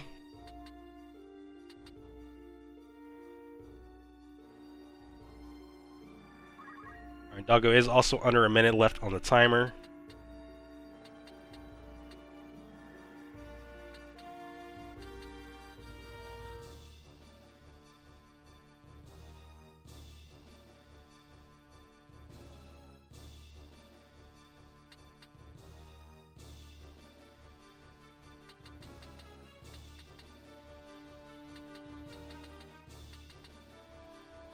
Alright, looks like Dog's gonna go commit to a dispose against Ilaria. She survives with Mana Shield, oh no. Barely too. Like barely lived on that one. Alright. And with the back turn, that will allow Rumors take aim Samurai to be able to get right behind C8. And probably honestly just get the basic attack finish, yep. Yep. It's a 400 solid hit there, that will down C8. Rumors currently 5-1. With Doggo having 1 unit remaining, and that Protect Shell just fell off on that unit as well. It's looking pretty dire. Very dire. Alright, looks like Doggo's gonna go ahead and give up the focus. That's pretty much a signal that not much I can do at this point. But, I mean, that's the AI. Also charmed. Yeah, it's the AI play too. Charm actually didn't fall off on this. Should be falling off right now. Dragoon. It's 16 or 17 speed now, so. Yeah. Alright, so Rumer can't get behind the Dragoon just yet without Unite. There goes the Charm. There goes. Yep. But even with that being said, Rumer is able to has some range options now. Shockwave or a blast, things of that sort.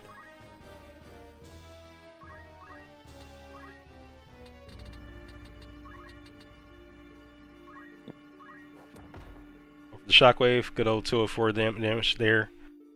Unmitigated. Alright, 3 HP remaining. That's... oh man. You hate to see it. Hate to see it. Try to commit to getting a unit down and they're just like... skin their teeth.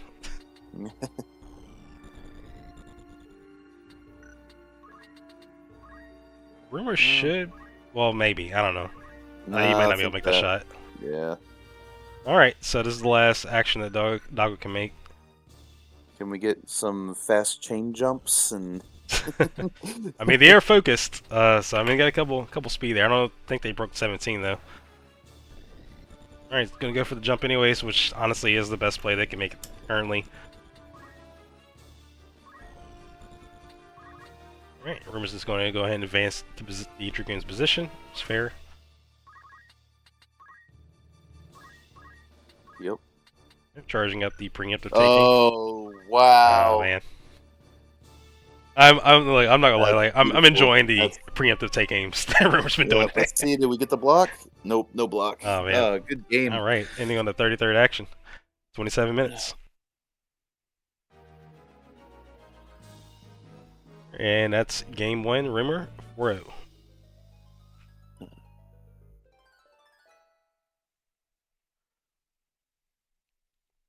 Alright, go ahead and server on mute. Oh, looks like Jay and Guitar finished with their match as well. Shoot. Looks like it.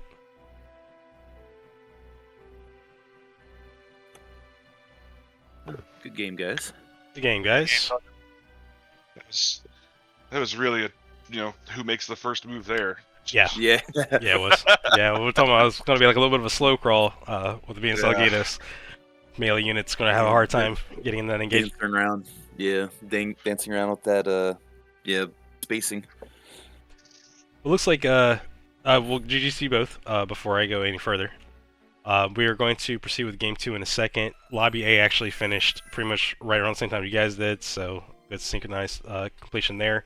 So I'm going to hop down there and do Game 2 roster verification. If you guys want to go and kind of like figure out if we're going to make a swap here. And Doggo, since you did lose the first game, make sure to go ahead and figure out what map you would like for Game 2. And let me know. I will be back with you all momentarily.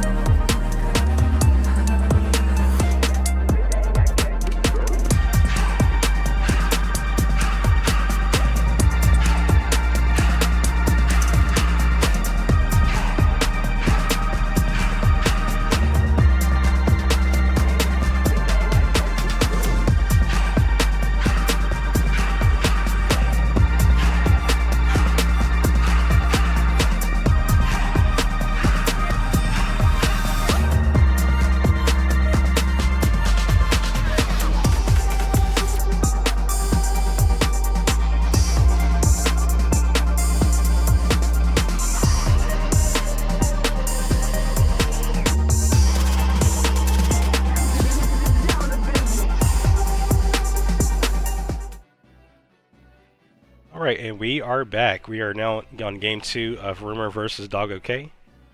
Doggo has selected Lionel Castle Oratory for the game 2. We're watching Rumer's perspective. It's Team Blue. Right, and as per usual, they're going to be doing some quick checks here. Starting Rumer, trying to see what all got swapped out. We have a Vehemence Ninja brought in this time by Doggo. The Dragoon is the same. The answer is a new addition.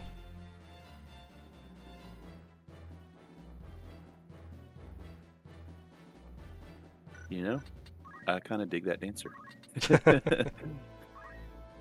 Alright, so it looks like Rumer's going to be doing kind of a repeat of what happened game 1, where he's swapped in a very high-powered Delita. And it's going to get as much damage out as possible, starting off with a Hollow Bolt.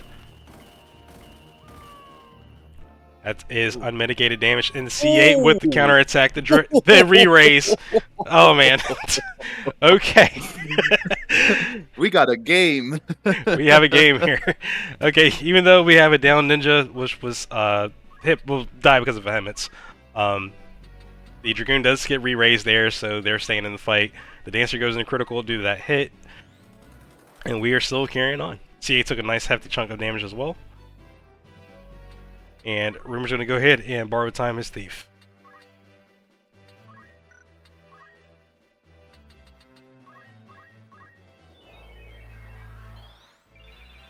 Alright, Rumer's going to go ahead and apply Protect Shell to his entire party.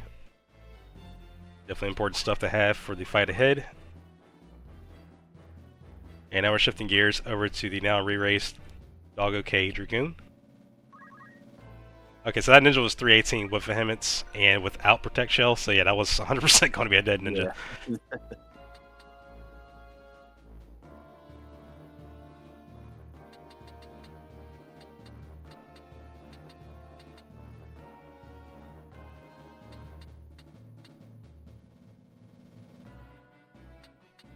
I thought that was kind of funny that C8 actually countered. I believe that's, what is that, 8 to 4 tiles? Like the height difference? It's 3. Is it 3? Is it 5? Yeah, it's 3 there. Okay. Yeah. Okay. Yeah, that extra long range counterattack is all. Yeah. Alright, so Doggo is gonna go ahead and jump on the Samurai, which based on CT looks like that should connect. Good pick there by Doggo. He's already initiating the counterattack as well.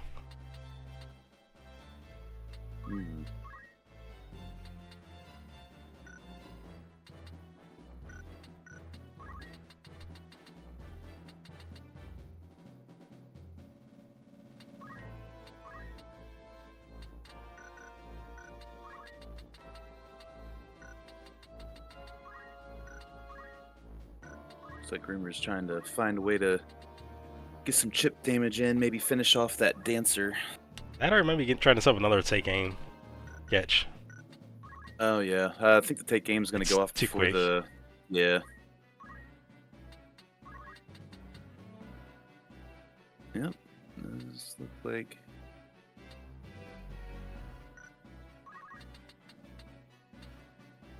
Ah, yeah, I see what he's doing. Mm-hmm.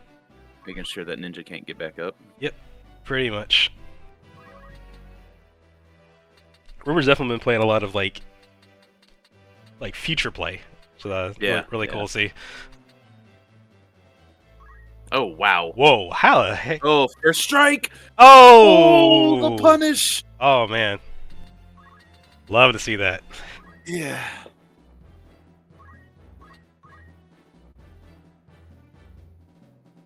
Doggo That's is why he definitely didn't in the. Oh yeah.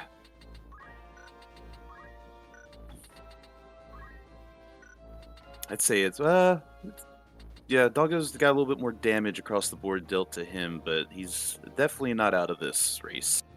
Oh, for sure. Yeah, that first strike definitely was a very nice too. That kept the chemist off bay. The transfer. Oh. We don't see that play much. It's gonna put that dancer in good shape there. CA is gonna hurt himself from the transfer, of course, but the way things are looking, might not have been a bad play at all. And I mean, honestly, Doggo could just follow up with an elixir next round on CA and get him back to full. So, still kind of on the recovery step though. So can't be playing too much recovery either. But currently, not too shabby.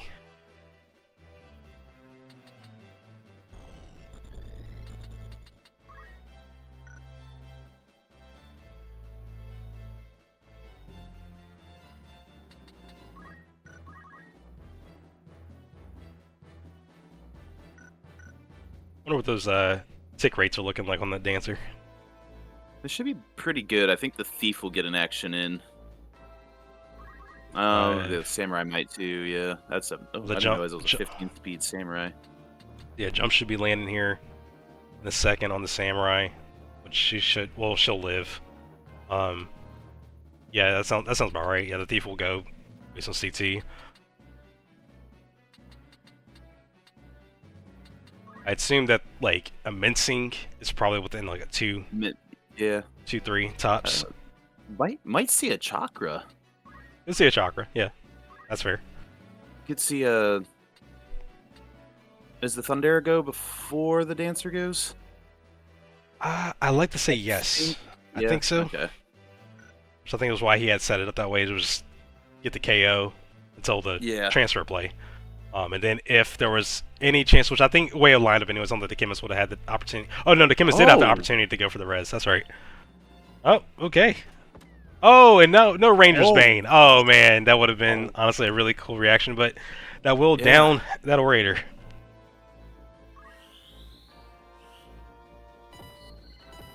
Alright, CA will take 0 damage because it's Atheist, and the Dancer takes a little bit of chip damage there. It is Dancer's action this time around. The Thief is definitely next, so yeah, the CT is going to hurt on the initial dance skills. But it shouldn't be too far off either. No, I'm gonna bet on a chakra here. Or, I mean, he did... might be able to start dancing now. He's out of range of the Thief and the Samurai. Yeah. Potential no, you can't revive the ninja, it's too far in height. Yeah, CA would have to move the EMB would get the res on the ninja. Yeah. Oh no. Think. Wait, is that 8 tile or just... Oh, he can't. Never mind. That's one. Oh, it is one for. Oh yeah, it's one. Yeah, I forgot. Yeah. All right, that will connect thankfully, so we'll get that ninja back into play now. CT though, it's Rumer can't really do anything about the ninja with the thief, so that may be very well a concern there going forward.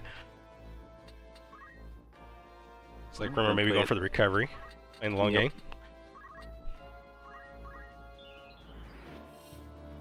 Alright, the Phoenix down will get the Orator back up at 74 HP. Jump will connect. Samurai takes 360 from that, and now it is Doggo's Doggo's Ninja's turn. Which, even though, at this point, I mean, balls to the wall, right? Yeah, you go in, you start whacking. Damage. Yep. This unit's going to die at some point, so I might as well just pull up and get a KO or do something with it while I can. And, I mean, Rumer can't leave the ninja unchecked. Clearly. Like, it's going to have to kill him again at some point. Now, where Doggo is positioned, you've got to be careful with that too, because Doggo doesn't want to get in range to where Rumer could just simply Iaido the ninja dead and then potentially get a status on the Dragoon.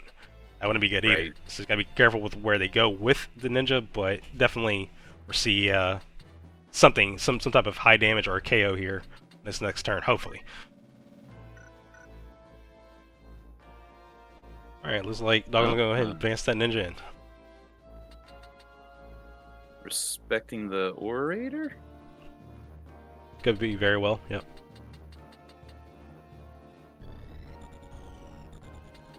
Now, I completely forgot about that. That ninja does have jump, so could jump one of the lower CT units out of action just to get him out of the way. That's another option too. Okay. Just to keep him in play, because I mean that's just gonna be more annoying, right? It's another unit alive. Yeah.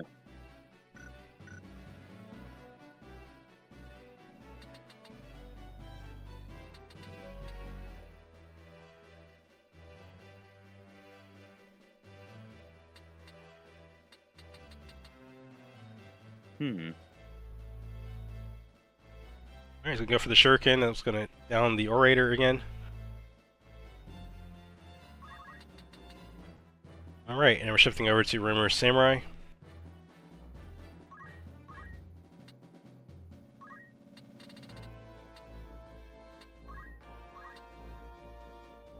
Not enough Yaido damage to get the KO there. Muramasa being the strongest next available skill, so probably will have to either go with Sonic Boom or something else.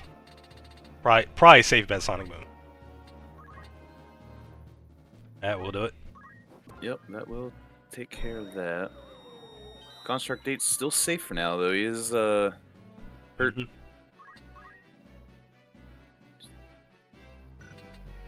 Alright, and now is the Thief's action again. With that haste and high speed, she is getting her turns. Could go. Yeah, Ooh, that's gonna be risky. With what?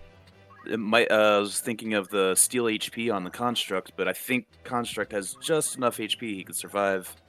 Oh, that's super close, yeah. Shit, I might have to bust out the calculator on that one.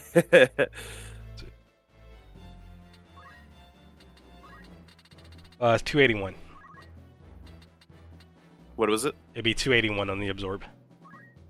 Oh, I think the I think it's, like, Construct right on the dot. survives by like 2 HP. I think he was at 283. Well, still, let's say another safe play. Rumer is not giving up on his fallen allies, so he's going to keep them in play by constantly reviving. There goes the re-raise on the Dragoon for Doggo. Doggo has a handful of actions there that they can make too. Now, keep in note that Delita is on 1 tick, but he is undead, so undead have a 2-tick revive instead of a 3-tick. That's actually kind of what gave Rumer an even bigger advantage in the Game 1 series, is because Delita came back to life. So definitely want to keep an eye on that, because either he's got a 60% chance to get up or not, or vanish for the remainder. Sadly, that was a block at 90%, so that's not going to help Doggo out one bit there. Probably could have gotten away with just going for the jump, but he is repositioning the Dragoon back towards the Chemist and the rest of the group stack, so he does have some support nearby as well. Very Alright, unfortunate block there. that was definitely unfortunate for 90%. But it do be like this sometimes. Yep. Those 10% to kick in. Now C8 it's got some interesting options here, where Rumer's team is stacked currently. He's got the transfer play, he's got the salvo play. I mean he's dispose. honestly not even in bad terminate either. Could he get to them? 1, 2, 3. Yeah, if he moves the Construct straight. Okay. Okay. Yeah, Playing it going safe. for safe If bet. he moved them, if he went straight forward, he could have gotten the Onion Knight weak and KO'd the Samurai. But the dispose is obviously not a bad play either. Yeah, save CT2. I mean, C8 doesn't have a boost active in this game, so one of the slower units is going to keep him not moving yet. Now, the Onion Knight actually can't damage C8, but he will go after the Dancer with the critical strike there. That's a 378 hit, and that will KO the Dancer. Well, and this will probably be. gotta be careful of that first strike. Yeah, gotta watch out for that first strike. Is he gambling it? No. He's I wouldn't do thinking. that. He's weighing the He was options. thinking about it. Yeah, you definitely could. If that first strike connects, that actually could put Rumer in a bad spot. So I don't think it's worth the risk right now. I think you just go get the ninja down again. Yeah. Unless the chemist is about to go again. Trying his luck. Trying his luck. Does he get the 2 for 2? No, he doesn't. See if that comes back to bite him. Definitely want to see.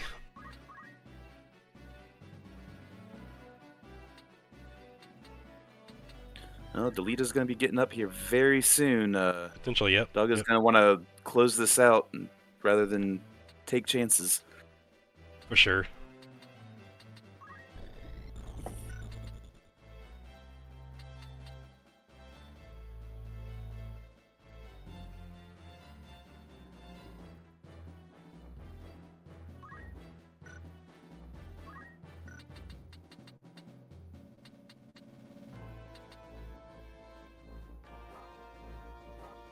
Alright, both those dual strikes will connect. That is a KO for Doggo. Doggo currently has the board advantage.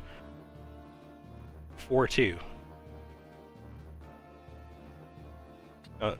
As Wing was mentioning earlier, note that Delita is on the 0 tick now, so there's going to be a 60% chance once his CT hits 100 Will he get back up or not? We're about to find out. See if Rumer can get the 3 for 3 on the undead rising from the graves. Yep.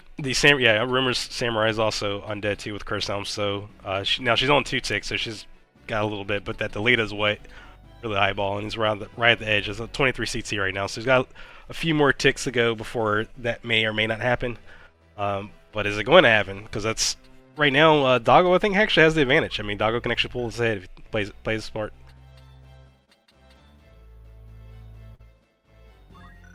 He's got the unit support and the damage advantage right now. Whereas Rumer doesn't really. He's kind of, I feel like he's leaning more hoping for that Delita to get back up at this point.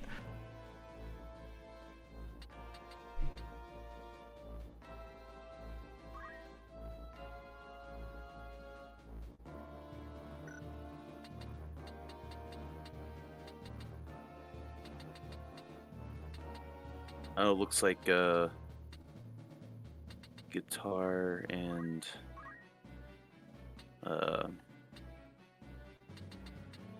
Jay have finished up already. Let me zoom in on that real quick. Yep, looks like that is the case. Guitar did get a 5-0 on their game 2, which will cause Jay to be finished from the tournament. We'll circle back on that once this is over with, but thank you for the update, sir. Yes, sir.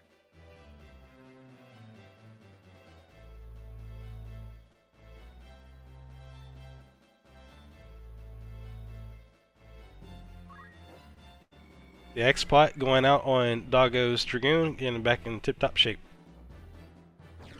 Oh, that's not good. Okay, the one thing that Rumer definitely needs did not happen that time. Delita is off the board. Doggo has the advantage at this point. If all they gotta do is play smart. So the main thing I would say for Doggo is get that support down. That Orator is like the last unit that needs to be taken down ASAP. The Onion Knight, though a threat, isn't as big as a threat as that Orator is.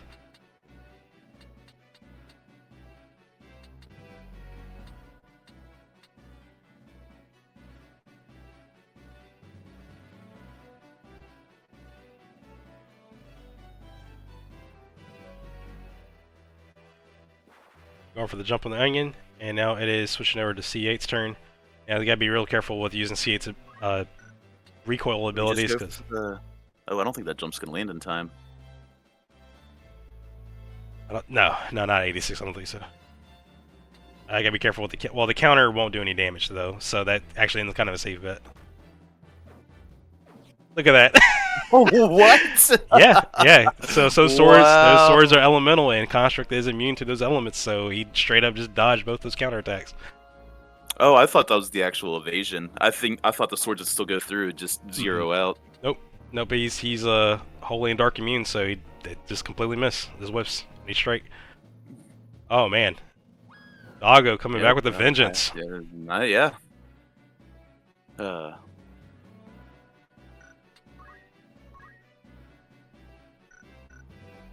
So he's forced to move. Can you get in range to get a revive on the thief? Revive's Go definitely for the revive on the thief. Is he one tile two? Is it one tile 2 up? Because that tile looks like it's 2 tiles, not 1. Unless I'm just misreading it. It could just be 1 tile difference. I'm pretty sure that one's a 1 tile difference, if I remember correctly. Yeah. Okay, cool. So that's definitely one, but the Chemist is also a threat too. Big threat. Oh yeah, no, yeah.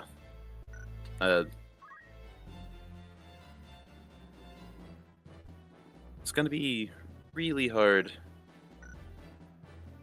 to come back from this one.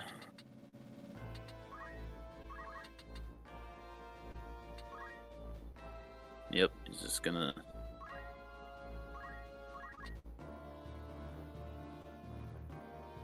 Doesn't have to worry about the first strike damage. Yep. Or first strike proc, I should say.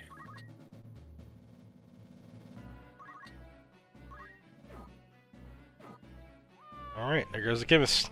This is definitely going to be a bloodbath here. Alright, jump's going to miss. Protect Shell is now falling off. And Doggo still has the board presence. The ninja can't. I guess the ninja can jump still, but I believe the Onion Knight is blocked off from any other Yeah. attacks from the ninja. Currently, yes.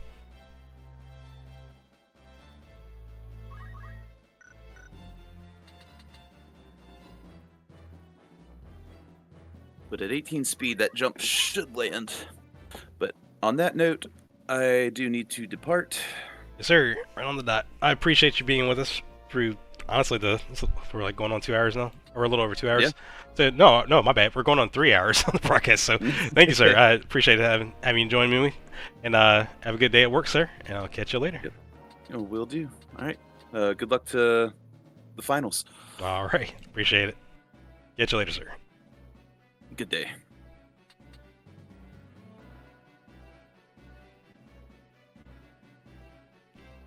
All right. So as we're looking at the still, oh my goodness! Wow. That will do it. I looked back up and that's it. I believe that was on the 25th action.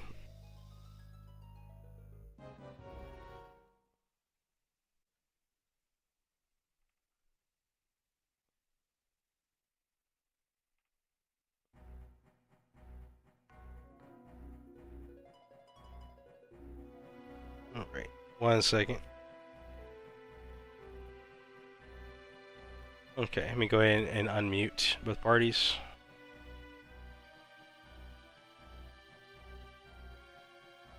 Alright, Rumer and DoggoK, you guys back?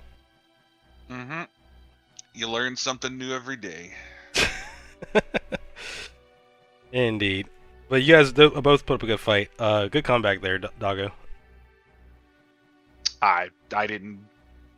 I've never seen Holy Sword countered, which is what threw me completely off. Well, so with Construct 8 being Holy Dark Immune, that's why it just completely whiffed because of that.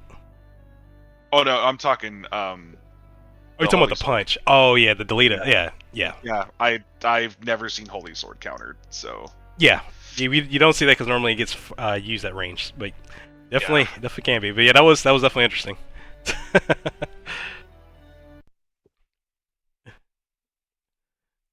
Oh, what did DoggoK say? Construct definitely held it down for sure, no doubt.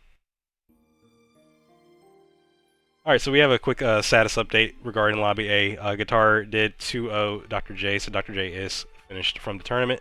Appreciate Dr. J for coming out there. We are going to Game 3.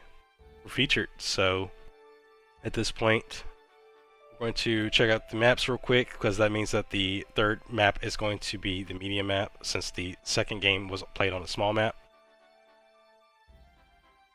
That will be Aragway Woods.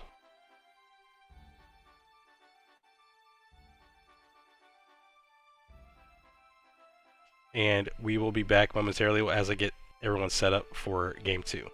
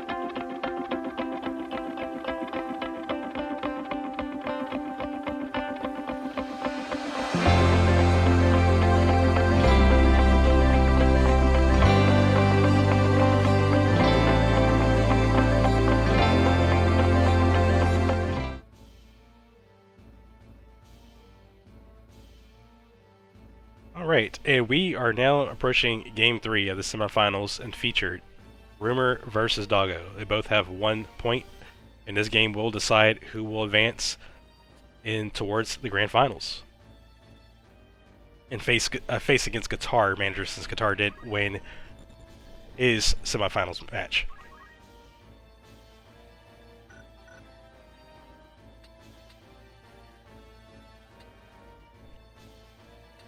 Yeah, we do have a couple of team swaps being made this go around.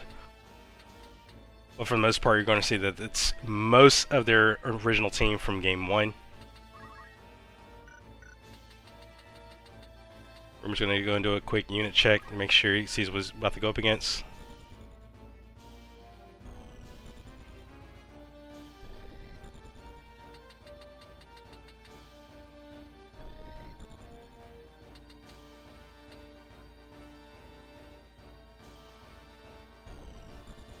Alright. Doggo's going to go ahead and advance their ninja forward.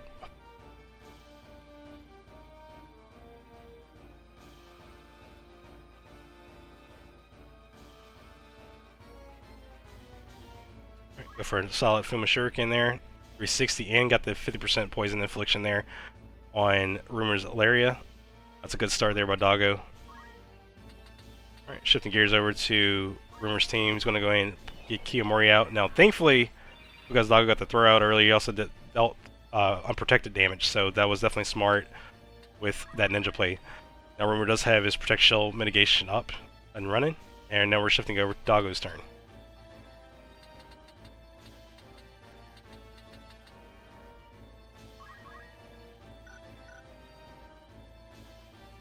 Alright, and Doggo's going to follow up with a Kiyomori as well, get Protect Shell up.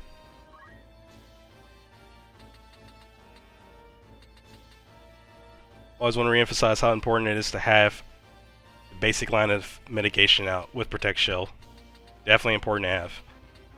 It allows you to take less damage, of course. It also allows the match to go longer. It's just one of those things that's like, if you don't have it, you're usually gonna have a hard time. So always important to have it. You either get it through abilities like Kiyomori, or you run equipment that provides initial Protect Shell for you at battle start. Now we're shifting over to Rumer's Onion Knight, Alistair. Definitely arranged to get a dual wield attack there with the swords, but he may not want to engage just yet.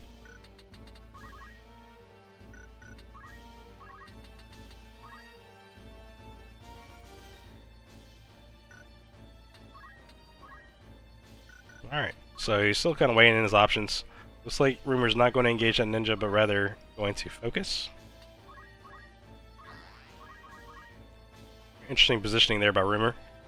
He had the opportunity to attack, but I might see why he didn't. That ninja could be potential bait for Doggo to follow up against. So Rumer looks like he's going to play it a little safe. This is the deciding game, so definitely doesn't hurt. And actually, you can just do that too. Hit from range with safety and down that ninja. So that's going to be the first KO for this game here for Rumer. 5-4.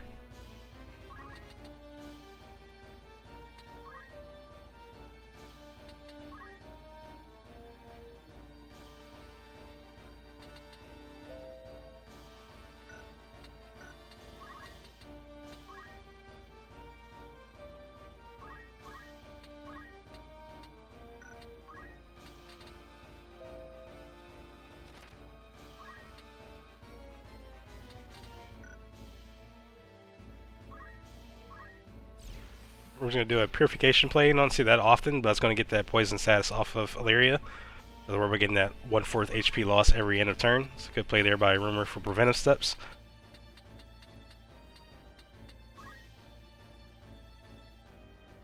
Yeah, Rumer looks like it's going to be setting up his Orator in the back row, able to still hit that Dragoon from afar. Now that the attack won't trigger Dragonheart because it's technically magic damage, but still nice 180 chip damage there by Rumer's Orator.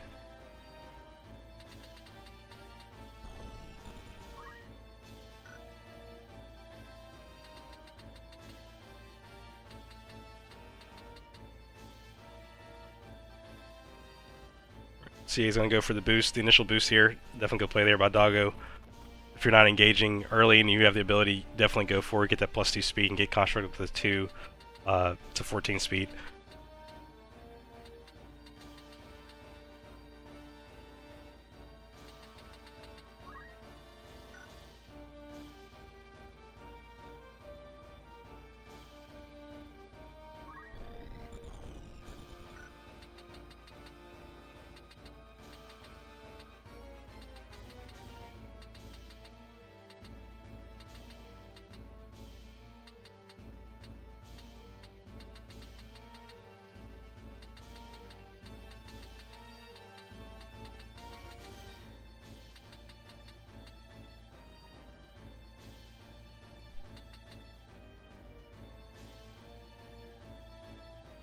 Alright, Doggo's going to go ahead and advance Chemist forward towards the center of the map.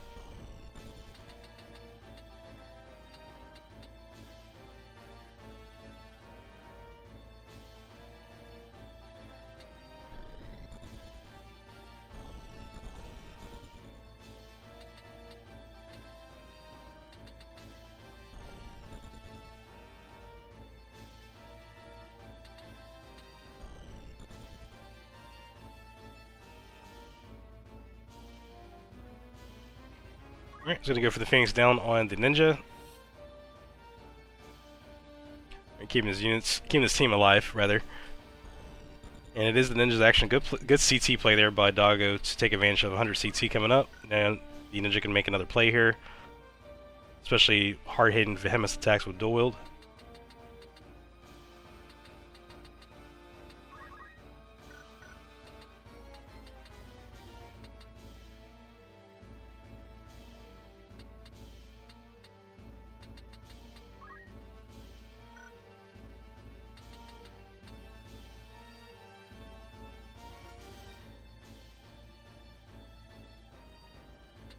Now, is that going to be the best play? I would say probably best to go ahead and go for another melee punish. Looks like Doggo's assessing that as well. One attack will connect, but that curse shield and that heavy evasion is going to definitely save Ilaria from getting KO'd there. So that's good play there by Doggo. Thankfully, the block definitely kind of goes in favor for Rumer, however.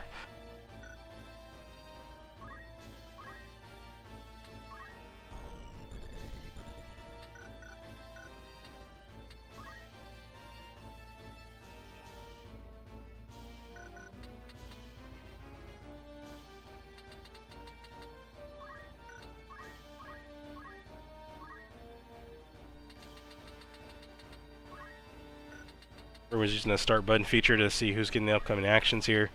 He definitely can get the Ninja down for safety, so I don't think that's really the thing that he's assessing. Pretty much any skill that he throws is going to KO that Ninja due to Vehemence. He could also save CT and be able to play a little faster later. So looks like that's going to be the case. He's going to go in and just going to get that Ninja downed. 273 there. And he's going to hold off and save CT without moving. Alright, shifting gears over now to Doggo's Samurai.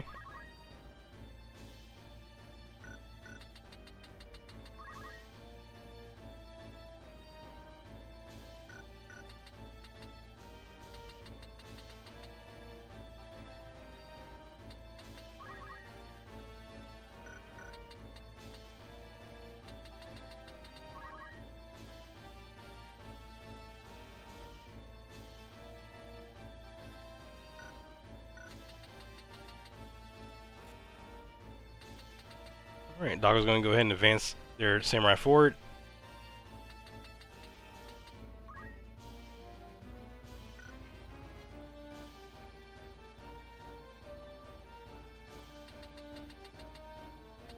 Definitely have a few plays that they can make here.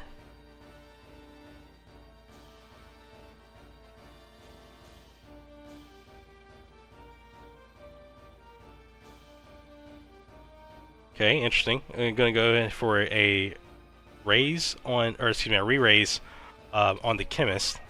Now, positioning into cast time in the front, maybe not necessarily the best idea, as that allows you to take 1.5 more physical damage while charging. But ideally, the turnover lands up so that doesn't happen. But keep that in mind that I don't know necessarily moving forward and then going for a cast right after is definitely the play. Hopefully Doggo doesn't get punished for making that play there. Otherwise, Doggo's going to go ahead and move their Dragoon up towards Rumer's Orator. The Orator is definitely one of the bigger threats on Rumer's team, I'd say, so it looks like Doggo's trying to check that early.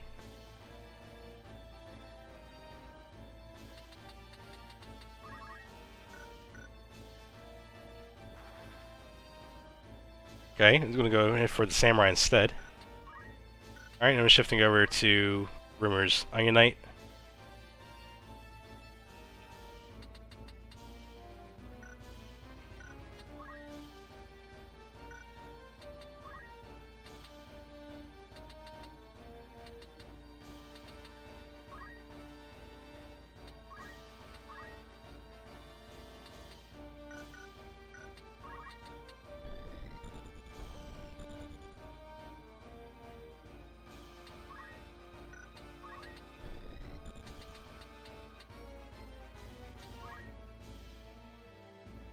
Alright, looks like Rumer's looking to potentially advance towards Doggo's spawn stack, but I don't know, he might be... Yeah, it looks like he's just figuring out if that's going to be the best play or not. Actually, he's going to go in the opposite direction and wait it out. Going to keep the Onion Knight within his group stack, and then in turn save CT there.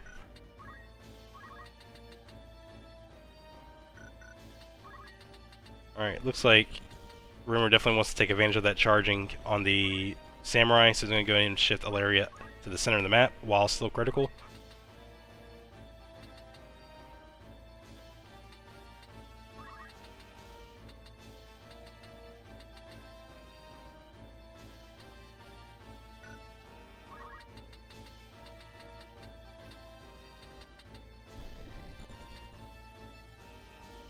Trying to figure out, does it want to go for the Chemist or the Samurai? Which, I mean, either way, the Samurai's not taking the extra damage because it's a magic-based ability that's being used or looked at.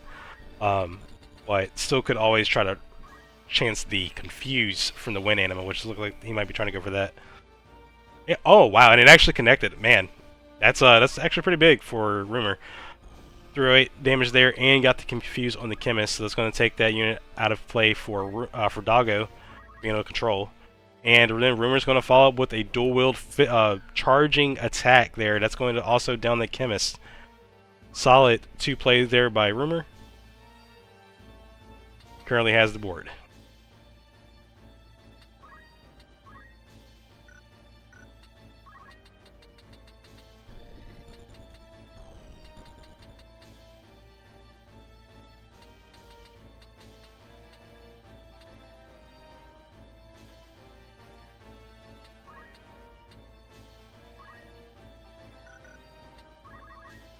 Alright, looks like Rumer's going to go and save CT completely with that Orator.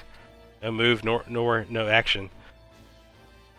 If I had to guess, it's just going to see what Doggo's going to do.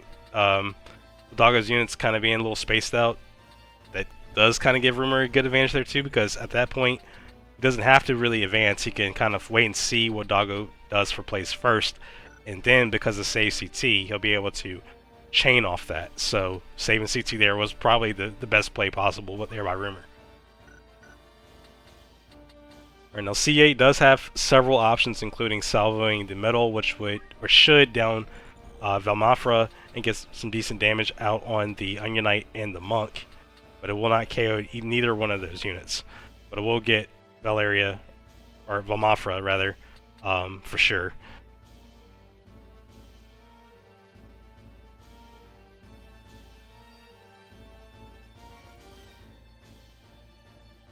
Alright, it looks like Doggo's going just for that. Going for the salvo.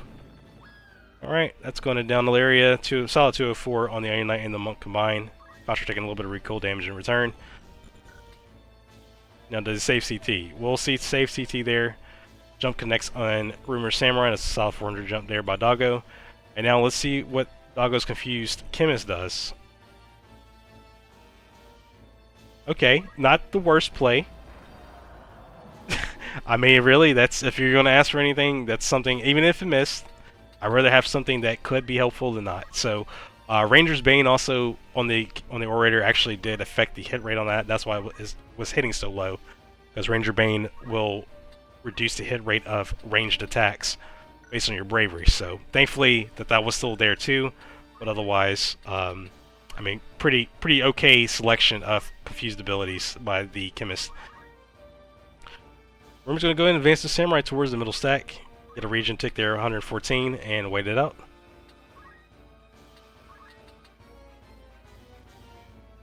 Rumer has several speechcraft plays he can make here, including Mimic Darla which might be the best bet unless he wants to play a little more RNG and see if he gets his luck with Charm. Or even the stall.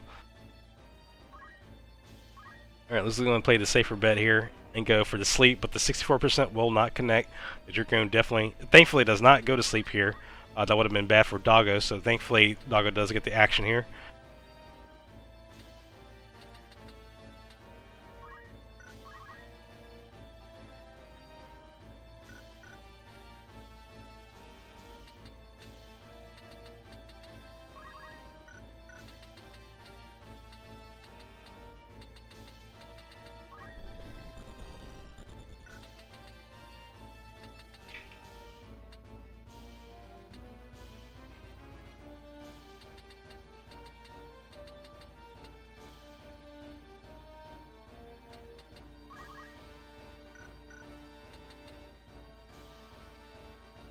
Okay, looks like Doggo's gonna go for the re-jump on the Orator.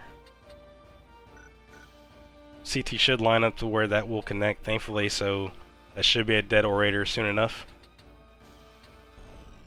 Rumer cannot use the Onion Knight against C8 unless he goes for Ren Speed, because otherwise he's Holy and Dark Immune, which looks to be the case. Those will both miss in the counter, but thankfully the Onion Knight will also dodge that counterattack there. That was an interesting chain of attacks going off there by both parties. Now C8 is in position to get a solid pulverized play or anything else.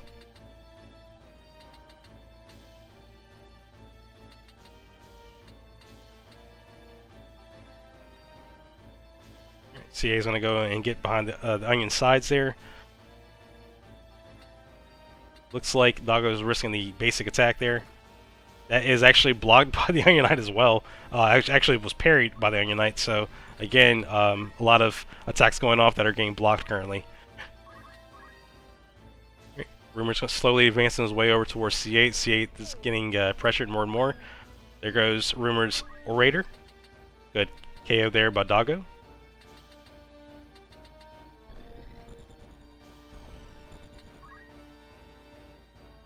Alright, Rumer's going to go ahead and...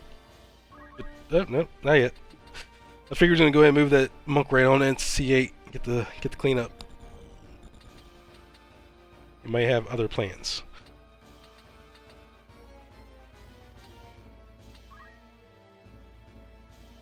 Alright, instead he's going to move the monk towards the Confused Chemist. That is definitely going to be a KO there. 288 a hit.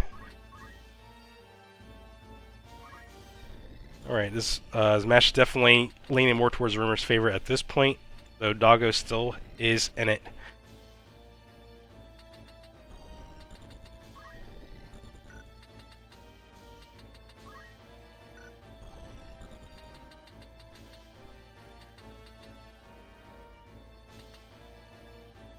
Alright, looks like Doggo's going to go ahead and do a jump on the monk.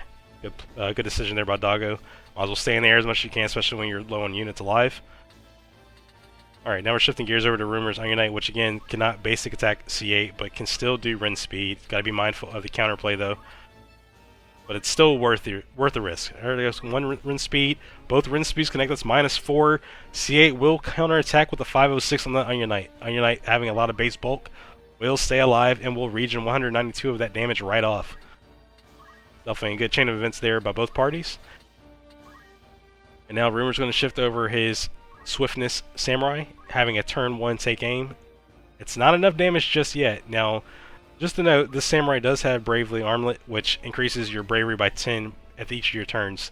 Since the Samurai also has regen, you don't see the bravery increase, but her brave is at 100 actually, so she's capped out on as much bravery as she can get at this point. So C8 taking 506 with 532 with defense boost is still a lot of scary damage. Alright, take aim will connect. No counter by C8. That's very favorable for Rumer. Protect Shell is now falling off, so now Doggo has some advantage there. CA doesn't have Protect Shell. He has innate Arcane Defense and Defense Boost, so those don't fall off, so that's a good thing. The play that he makes here is super important, though, because even though the Dragoon is going to KO the Monk from jump, he's surrounded. He's also super slow because of that Rin speed. So this is for sure the last play that they're going to make with a C8. So do they chance to terminate? Or did they go for a little bit more safe? Maybe go for like Pulverize or something that won't get C8 killed, but enough to KO one of Rumer's units. Something of the sort. Because at this point, all the lives in play matter. Especially for Doggo's case. Alright, so Doggo's going to go for the Pulverize there. That will down the Samurai. That will put C8 in critical due to recoil damage, sitting at a 37 HP remaining.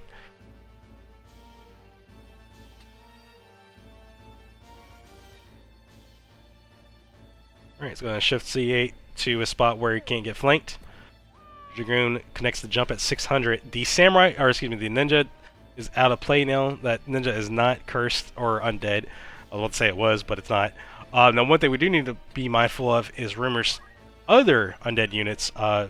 Valmafra and the Samurai are both sitting at 0, and they both are undead. So once that CT hits 100, they have a 60% chance to get back up or vanish out of play for the remainder of the game. I mean, honestly, the way things look, I think Rumer's kind of hoping that happens, to be honest. Because you got to look at it like the Onion Knight can't damage Construct. He can't use his basic attacks. Bandara doesn't hit because of Atheist. Rin speed, doesn't do damage. So he's kind of out of luck. Oh, there, that's one that's out of place. So now we're holding on to Ilaria getting back up here. The only target the Onion Knight has is that Dragoon. And though he can get in position, there's a good chance that there may be some parrying going on with shields or the polearm. But it's kind of all risk for the biscuit here. I mean, 63% chance. He's got to connect both hits to land. This is kind of scary, right? But you got to go all in for this. That protection. Oh, no, that's not good. The double block. And the Dragon Heart. Oh, man, this is getting crazy again. And, oh my goodness, and Ilaria gets up. Okay, so this game is shifting way out of control. Alright, so not only do we have a double parry to keep that Dragoon in play and get the re-raise, but then Ilaria gets back up due to the 6% undead chance. So both players are still in this. We're now entering the 30th action, and it is still going crazy.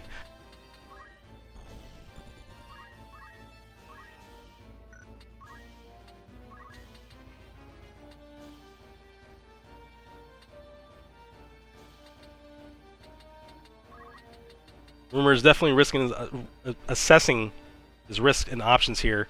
Confuse is probably his best play. Yes. If the Confuse rolls, oh my, that's insane. Another 19% land on the Confuse and it connects again. The RNG is with Rumer. He's always talked about how RNG is always not with him, but man, it is with him this tournament. This is just going left to right now, and right now it is again in Rumer's favor.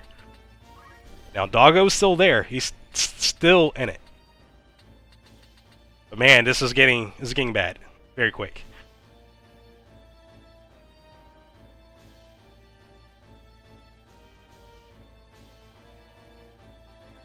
CA can no longer use any of the recoil abilities because it will kill C8. So at this point, C8 cannot do any ability except attack, or if it lines up, go for the dispose, but that's not worth it right now because all it does is it kills C8, HP's too low, and then that's just going to give Rumer the game. So it's pretty much, I gotta do one of two things. Either I gotta transfer and kill C8 regardless, or I can't attack, I'm not in range. What am I going to do here? I'm going to go for the dispose. It's going to recoil. C8. C8 will die. It's 340 on the Onion Knight. The Dragoon has to make a play like the most craziest play in the world. Oh no, not stone. Anything but stone. I think that's going to be a rip here. Can't evade while confused, so that is it. And that will seal the deal. 32 actions, 21-26.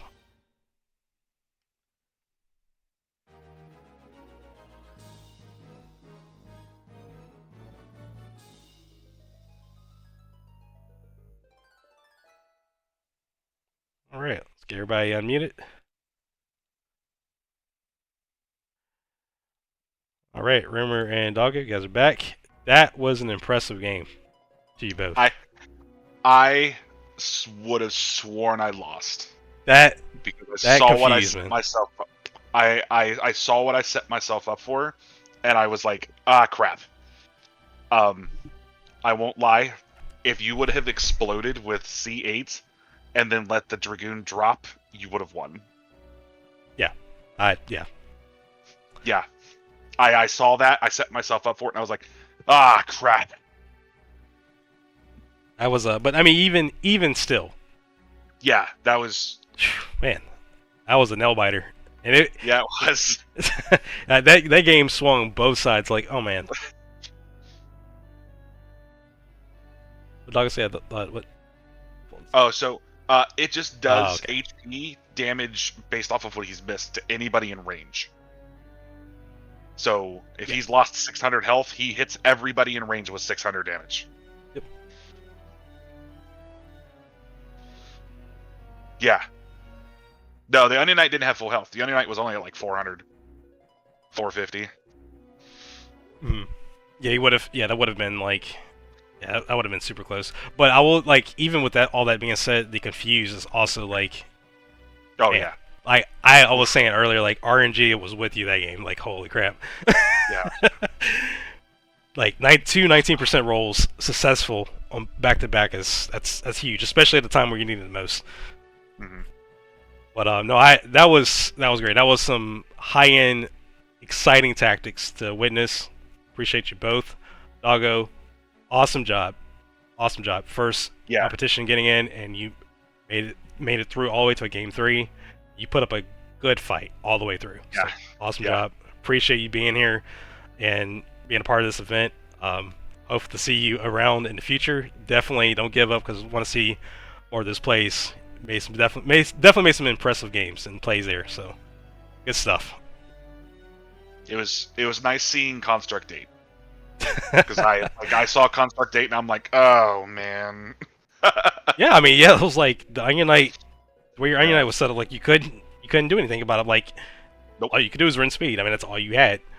And yeah, I mean, you made those plays too, which definitely is so ideal to get that speed neuter down. But it was hard. Everything came down to the point where like every move you both made mattered. Everything mattered at that point. So awesome to see. I'm very impressed with the people, the two newer players. Yes. I'm extremely impressed. Cook and DoggoK definitely put up a great show. And yeah, I just thought about it, like you played against both of them, so yeah, I didn't even add that up for some reason. But no, thank you guys once again. DoggoK, thank you once more for being a part of this. And even though that's it for this weekend, thank you for making it all the way through. Appreciate it. All right, and with that being said, what we're going to do, we're moving towards grand finals. It will be Rumer versus Guitarmanager in the grand finals. Before we start the grand finals, we're going to take a brief 15-minute intermission for everyone to get a drink and do the thing. Come on back in here a little bit, and then we will kick that off. I will see you all in 15 minutes.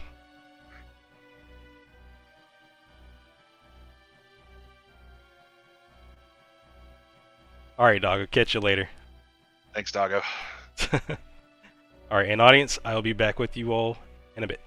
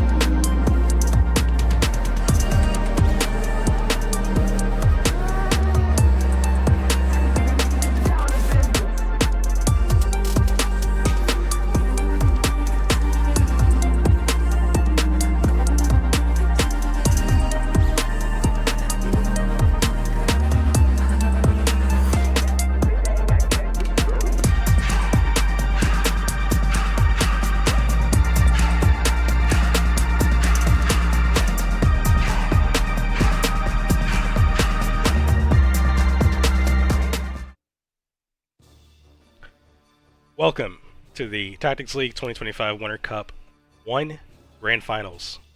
It is Rumer versus Guitarmanager. You'll be watching from Rumer's perspective as Team Blue, Guitar, Team Red.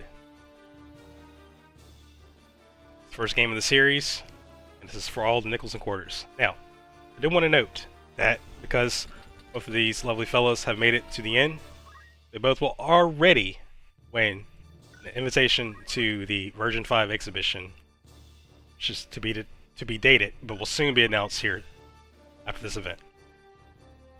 Now it's really going to come down to who is the number one of this event.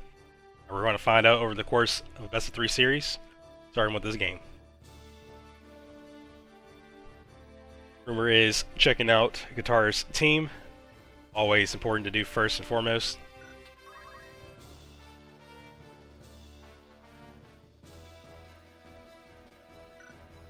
We're about to witness some of the greatest tactics our players have to offer.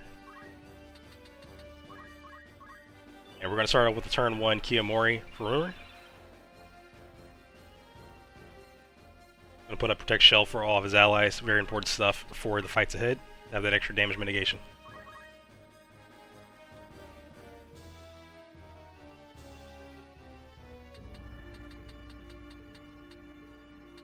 Alright, now shifting courses over to Guitar's Rafa, also known as Jasnai.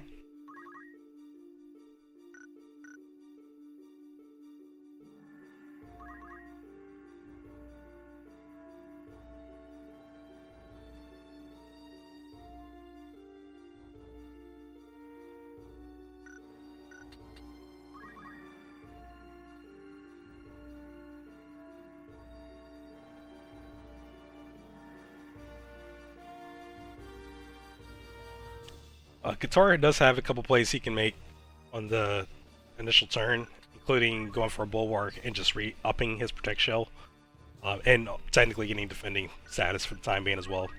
But you may end up saving CT before he does any plays here, which is also going to be important as we go forward. Now, actually, I think about it, his Rafa does have re-equip, so he's actually probably taking the time to readjust his gear to fit against Rumer's team. So there may be a little bit of delay here between this turn and waiting for Rafa to finish. More like because he is doing a re-equip swap.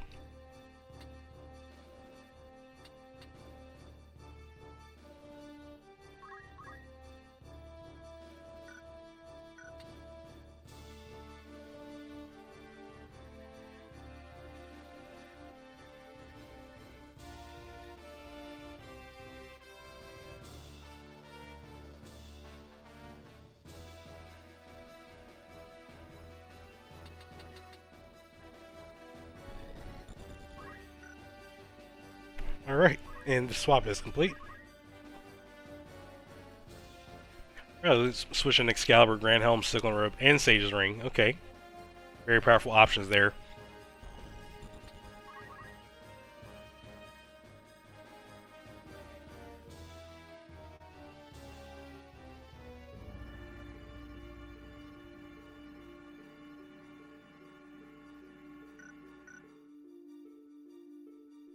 Alright.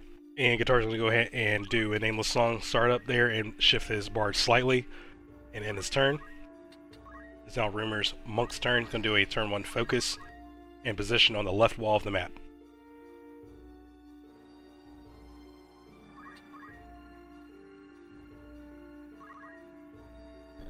Alright, now swapping over to Rumer's Hilaria, also known as Vamafra.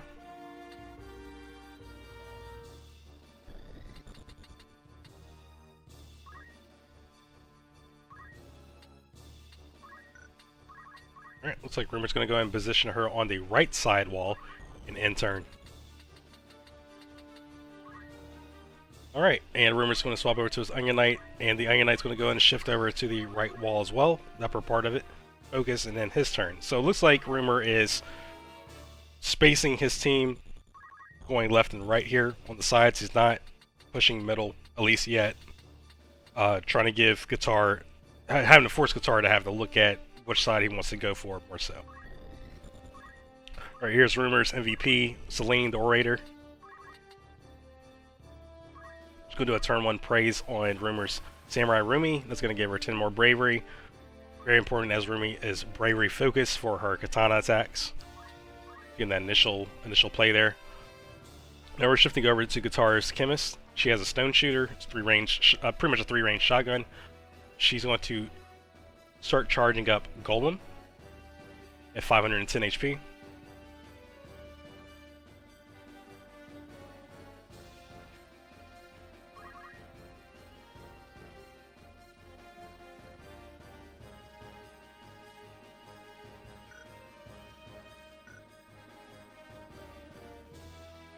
Alright.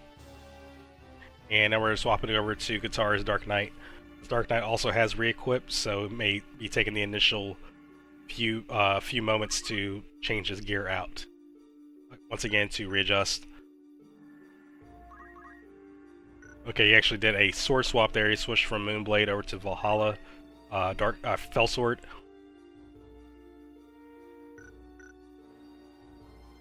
Alright, and looks like he's going to go and charge up a quick, actually turn 1 quick on the Rafa. That's going to give Rafa 50 more CT, which should put Rafa back on her action.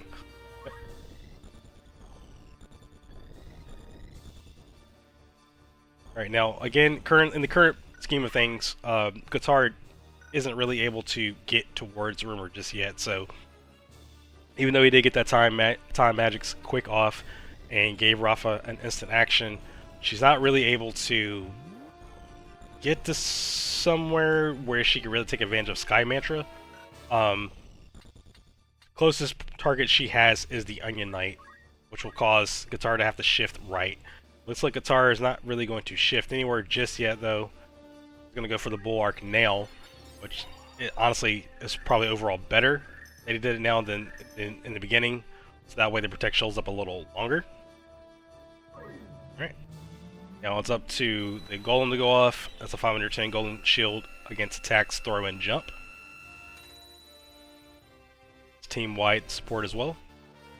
And there's the Nameless Song. Alright, so Guitar is lining up all of his abilities off at once. So Nameless Song will connect. That is Protect, Shell, Regen, and Haste all in one package on all 5 of his allies. That does connect. There is no whiffs, so Guitar definitely has the speed advantage, especially currently where Rumer does not have haste at all, so Rumer will have to play very carefully here because that will give Guitar more effective actions.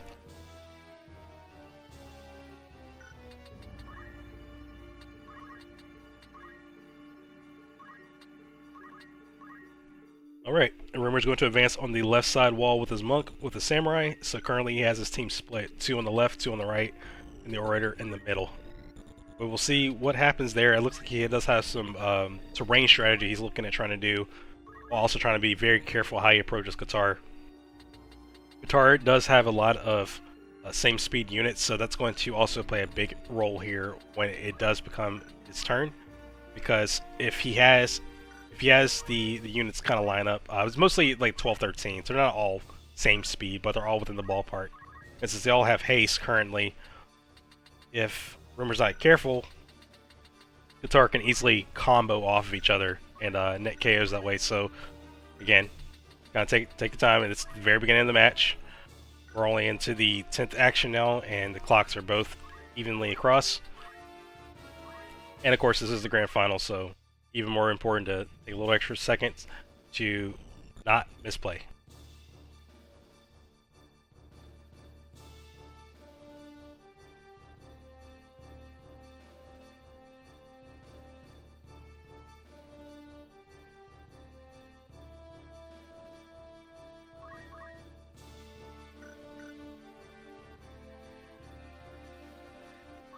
Alright, Guitar's going to apply Hermes Tonic item to his Bard. It's going to get the Bard float and regen. And then we're shifting over to Guitar's Time Mage.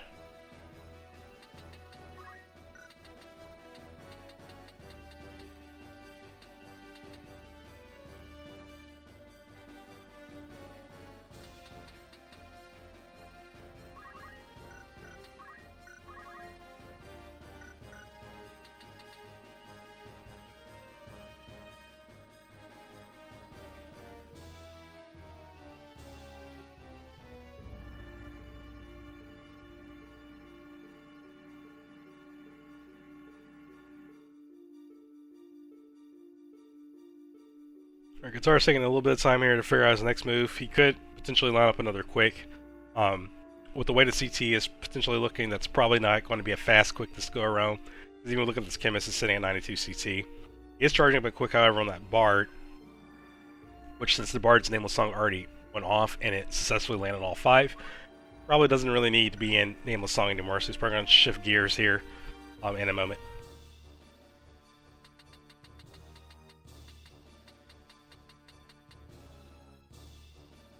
Alright, Guitar is advancing his Bard towards the left side wall, where Rumer's Monk and Samurai are going to go for the Kiku Ichimonji there, Stingwing Blossom. Got 266 damage there. The Kiku will break, however, so that's actually a good thing for Rumer. The Monk will follow up with a 150 auto potion there, staving out most of the damage. Alright, speaking of which, it is now Rumer's Monk's turn. He actually has the flank on that Bard. That's an interesting position there. Now, doesn't mean he should. Gotta be careful of that. Especially, notice again that Time Mage is charging up quick. It's going to give that Bard an extra 50 CT. Looks like Rumer's going to go ahead and take advantage of that, however, where he's positioned, and is going to go ahead for the nasty double attack. 312, oh my lord, that's a lot. Unarmed attacks, OP. Alright, now keep in mind again, that goes that Golem shield, and that Golem was definitely clutch. That was a 510 or 512 shield from the Chemist. However, the Golem will absorb all that 800 so physical damage that was dealt. So the Bard will be left unscathed, but the Golem shield is no more. Onion Knight on the right is going to shift up and do another focus. Then Onion Knight's looking extra scary. Definitely a threat towards Guitar's team as he gets closer and closer to his stack. Now, Guitar's Rafa has a lot of options here. And I mean a lot. Like, he's got things like, I could just go and either point at the Monk or the Onion Knight and go for Heaven's Wrath, which removes Protect Shell and does 40% of their max HP. Which, if we look at the Onion Knight, that's a lot because the Onion Knight is extremely bulky. So that's almost half his HP, and he loses mitigation at the same time, which is going to leave him open him wide to anything else in terms of follow-up damage. But also, the Monk is a very threatening character, as we've seen. It dealt 700, a little over 800 or close to 800 damage in dual-wielded attacks a second ago. So you don't want that running around either. So yeah, it's 2 melee threats, but it looks like Guitar is going to hone in on more of that Onion Knight.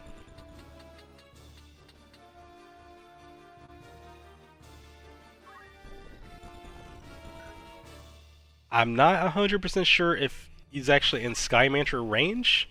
Might be 1 tile out. I believe he is 1 tile out, so Guitar's going to go ahead and take up the action and use Bulwark again. It's refreshing to Protect Shell on the Rafa. And put her in defending status. Now, being in defending status right now, honestly, not a bad thing. That means that when Rumer gets his action again with the Onion Knight, he definitely should not attack from the left, the front or the sides, only the rear, because that defending is doubling the evasiveness. Guitar is going to recharge Golem again from the Chemist at 510. That will be enough MP, and I mean literally enough MP to get another Golem off. She has 70 left, and it costs 70 MP. So, at this point, Rumer needs to respond here. Got a hefty charge shot there. However, it will connect with a level 1, which is enough damage to get out on that Time Mage. However, that Time Mage will fail to cast since it had Mana Shield. So that's still a good thing for Rumer. However, the Golem Shield is going right back up. That's a 510 shield again. So now that Monk and the Onion Knight have to crush through that shield again before they can get their hard-hitting moves off. And also the same with the Samurai. The Samurai is also attack focused too. So now, Take Aim from the aim skill set does bypass Golem at the cost of it being charge time. And because Rumer is running a Swiftness variant, Swiftness does work with Take Aim, so that's going to make it so that for the most part, it's going to almost always be 1 to no more than 2 tick at a time to get it off. But it looks like Rumer has a little different idea. He's going to try to push the Confuse here on the Bard. It doesn't connect this time. He has some real good RNG luck last match with Confuse, but he doesn't get the 19% on that one. 150 chip damage on that Bard.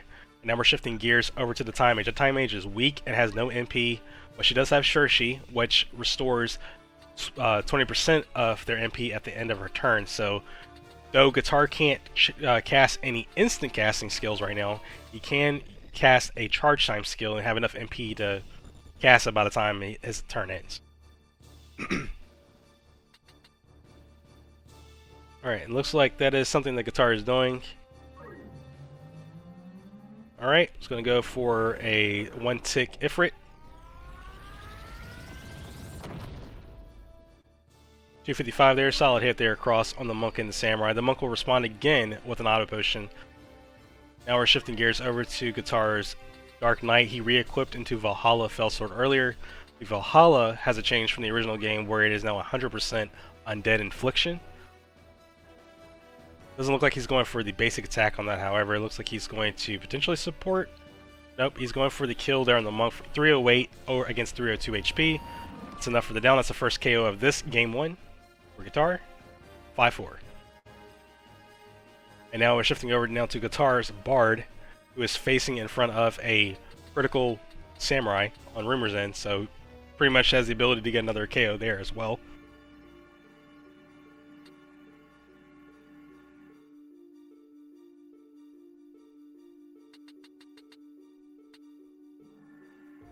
Alright, this is going to go ahead and push for that KO, doing Kotetsu Iaido. Will down Rumer's Samurai. Guitar currently has the board 5-3. We're now entering the 23rd action. Now we're shifting gears over to Illyria, aka Valmafra. Now Rumer definitely needs to be making counterplays here. Thankfully he did take a note of Rafa's gear, or Jasni's gear. She did a re-equip in the beginning, and he swapped into Sage Ring, which at this point is going to hard counter Illyria because Sage Ring will heal all the anima damage that Rumer's build is focused into, because they're all elemental based. So at this point, if he's going to go for any of them, and she's full health, so it's not like it's going to hurt anything else, he'd be completely chancing for status if he's going to go for any, which looks like that's what he's aiming for. Can I get this 19% Doom? He does not get the 19% Doom, so that is a whiff there. Of course, she was already fully healed, so he was just taking the status roll chance, which again, you know, understandable. It's the only ability he could hit her within range with fast enough before she got her action. And speaking of actions, now it's Rafa's turn. Okay. So going to shift down one tile forward, and definitely now within range of the Onion Knight and Illyria. Going to go for Heaven's Wrath on the Onion Knight. That's a 308 and a Protect Shell removal damage there by Rafa. Alright, now we're shifting over to Guitar's Chemist. Currently has Re-Raise and Haste up.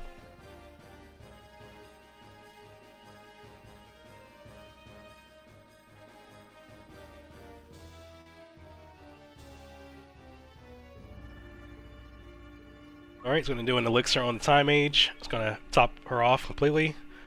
Back to full. And Guitar is going to shift the Chemist far side on the left side of the wall. Now we're shifting gears over to Rumer's Alistair, his Onion Knight. Note again here that because Rafa has Sage Ring, he can't get those basic attacks off without her healing from it. So it looks like he's going to go for the Rin Speed there. One connects. The second one will whiff. That -2 is still pretty big. I believe it sets her at 12 speed now. Maybe 13 speed because she did have a gear swap. But either way, that does kind of upset the turn order for her a little bit. But is it enough for Rumer to capitalize on? We're shifting over to Rumer's Selene, its Orator. Looks like he wants to retry getting that Time Mage down, but it's going to be risky. I think that's definitely the best play he can make. He again gets the level 1. Or excuse me, that's level 2, excuse me. It does cut through the mana shield, but thankfully since Guitar had Elixir earlier, she will survive again. So this is not looking well for Rumer, ultimately. Not only is it 5-3 currently, Rumer also has the sustain on the board, whereas Rumer does not. Alright, Guitar's going to shift over Rafa and go hit for the Heaven's Wrath on the Orator. So now she lost protection on 650 damage as well. Now she's wide open for any form of attacks.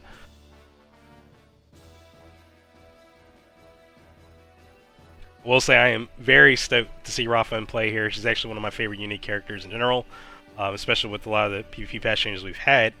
So it's really good to see her being used, especially having her live here for all you to witness. Alright, so Guitar does have a plethora of options with his Time Mage as he moves the Time Mage forward. The Orator and the Time Mage both are Faith, so that means that they both basically share the same high damage scenario, which as we see there, he's definitely throwing out some high damage there. It's a 999 hit, whatever he's charging up. We will find out in a second. I don't know if that was I don't know if it was a summon. I'll assume it was a summon. But either way, we're going to shift over to Guitar's Dark Knight. The Dark Knight's going to go ahead for 484 Crushing Blow. Again, this Onion Knight lost his Protect earlier from Rafa, so that is taking the full brunt of the damage.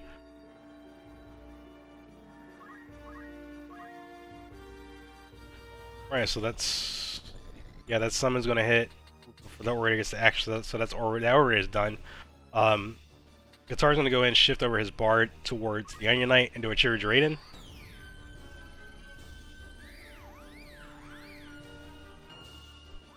I will down the Onion Knight at 493, unmitigated. Once again, lost shell earlier due to Rafa. I will down the Onion Knight. Rumer only has 2 units alive on the board right now. It is 5-2 Guitar.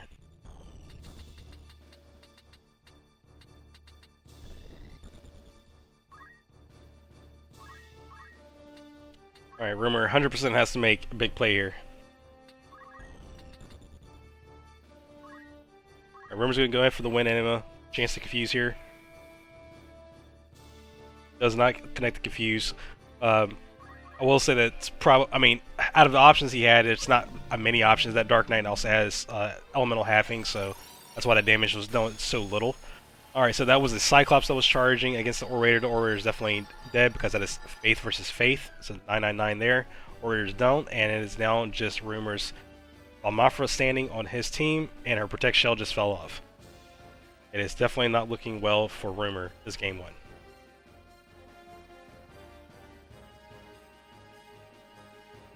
Right, Guitar will advance his Snowshooter Chemist towards Almafra. She's not within range to shotgun her, so he's going to end the turn. Regen is now falling off from Nameless Song. And now we're shifting gears back over to Rafa.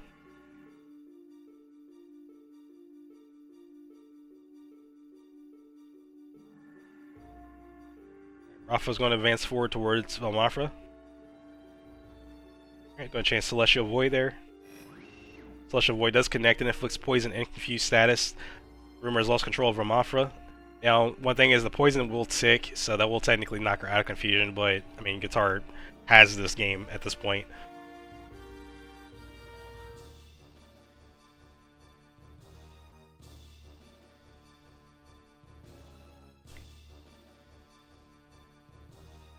Alright, Guitar's going to go ahead for the finishing blow here with a Crushing Blow 484. And he gets a Critical Strike too, that was unnecessary. Crushing Blow hits for 726 on a Critical Strike. That is game 1, 33 actions, 22-18.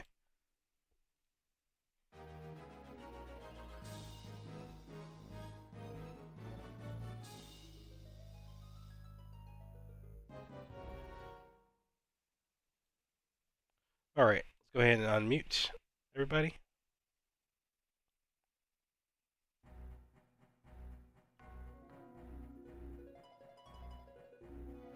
Alright. Excuse me. Rumer, you there? Unfortunately. God, I felt like I stood no chance because of that map. Alright, Guitar is back in the house as well. Guitar, you there? Just want to verify. Good game, Rumer. GG to you both. Yeah. Yeah. It was definitely a rough map for you, like you were saying. I could not get anywhere. That you had so much favor in that map. With how I play, my units were set up on that one. Oh man. Yeah, maybe if you would have got the charm on the Time Mage or something. Yeah, the That was lower kinda rolls. rough. Yeah, the lower rolls. She didn't go. Yeah, she didn't go into crit. Yeah. So. Yeah. We both think you put up a would've good been- show, regardless. Yeah, just sometimes those close games look a little more all or nothing at the end. But yeah, I think a charm there would have been good for you. Oh yeah, for sure, for sure. All right, we're going to shift the game to Rumer. Do you know what map you would like for game 2? Really? Take a second to pick. No rush.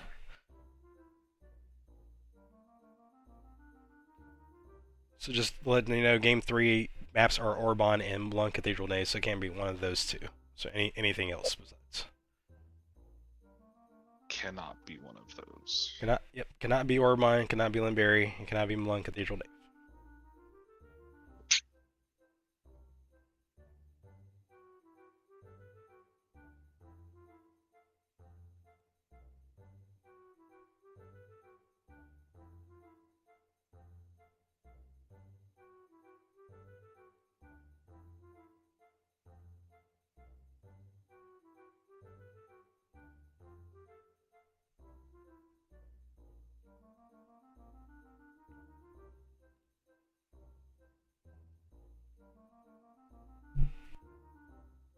Let's do.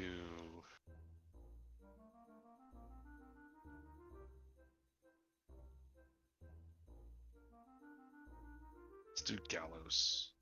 Golgolata? Yeah, Is that your final answer? it's a medium map, so yeah. Golgolata, Gallows it is. I can't even say Yeah. it. Alright. Feel free to go ahead and start connecting, guys, and we can go ahead and push into game 2. I'm going to put a brief downtime here while we get roster verification done. I'll be back with you all momentarily.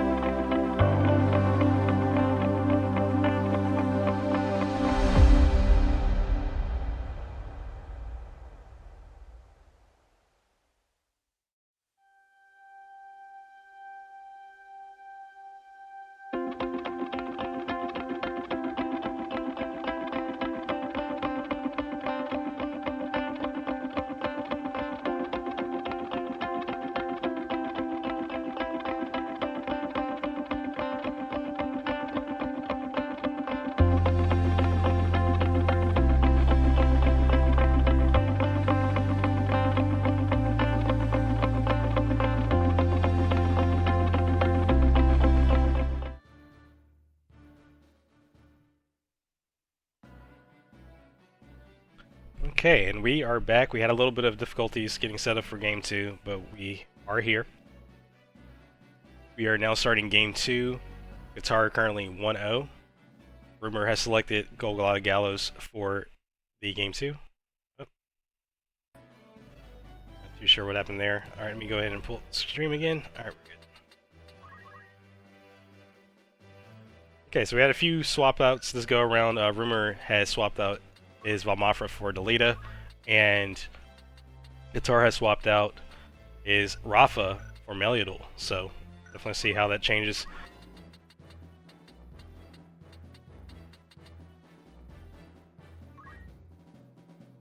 Alright, and it looks like Rumer is going to potentially do the similar play that he made earlier in Orban, where he gets as much blitz and damage off as possible. But again, he has got to be extra careful. He's doing the gear check there because of that, because he doesn't want to try to blitz and then can't blitz.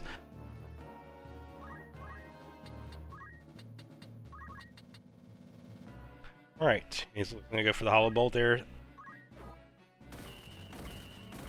Solid 400 damage across the board. That will get the Bard in a critical. The Dragoon, or the Dark Knight, will respond with a re-raise. And yeah, Deleted did put in his work right then and there.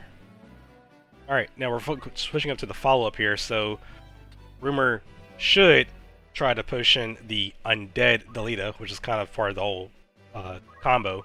He's going to use an X potion to trigger critical quick, which will put Delita in critical status, and hopefully it will activate.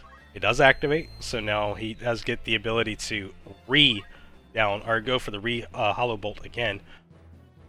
So instant pressure by Rumer here. He's putting everything on the table. This is a very chancy game for him. If he loses, he's out, so he's putting everything on the table. Now, Knight will survive barely, but it looks like everyone else leaves wounded.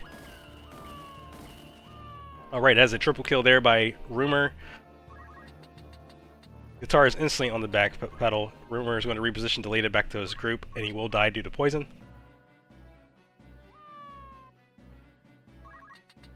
Now we're switching over to Rumer's Samurai turn.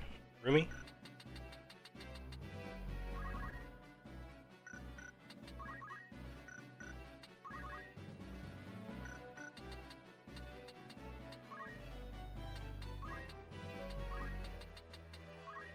I was going to go ahead and play it safe and go ahead and get Protect Shell up, even though he put in a massive amount of damage out in the very beginning of this game.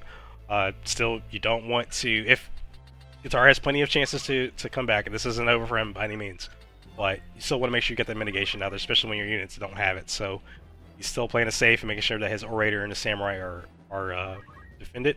Now we're switching gears over to Guitar's Dragoon. She was the only one that was unscathed by Delita's harrowing double Hollow Bolt attack there. That did massive amount of damage, 800 damage across the board total, in succession with the critical quick combo there with the X potion due to Delita being undead. So Guitar is instantly backpedaled. He'll have to figure out a way to pretty much deal with the situation that's handed to him. Now, keep in mind, there's two re-raise icons floating. That means that even though Rumer got an instant triple kill there, the Dark Knight and the Chemist both will get back up once they hit 100 CT. So this is definitely still in it for Guitar. Like, it's nowhere close because he still has units available. The only thing that can happen right now, which won't happen, is if Rumer manages to get that Knight and the Dragoon, or the Dark Knight, excuse me, the Knight and Meliodol out of play, which he can't do because Meliodol just jumped out of play. So we're good there. So this definitely going to we're going to see some gear shifting here in a little bit because of what's happening.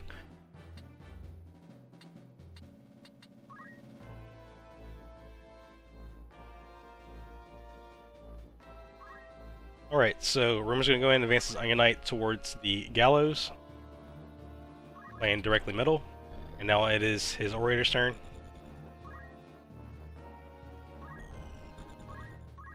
Orator's going to go for the kill shot on that Knight. Yep. Alright, Knight goes down. It is now 5-1 Rumer, but now that we're going to see the re-raises happen. So the Chemist just got up due to re-raise, and then the Dark Knight will get up next due to re-raise. So even though the unit count's low, Guitar, again, he does have units still in position. Meliadol being in the air means that he can't be targeted yet, so his Razors can safely get back up at least. So he's not out of this just yet. He's got to backpedal. He's got to backpedal hard, but he's not out of this just yet.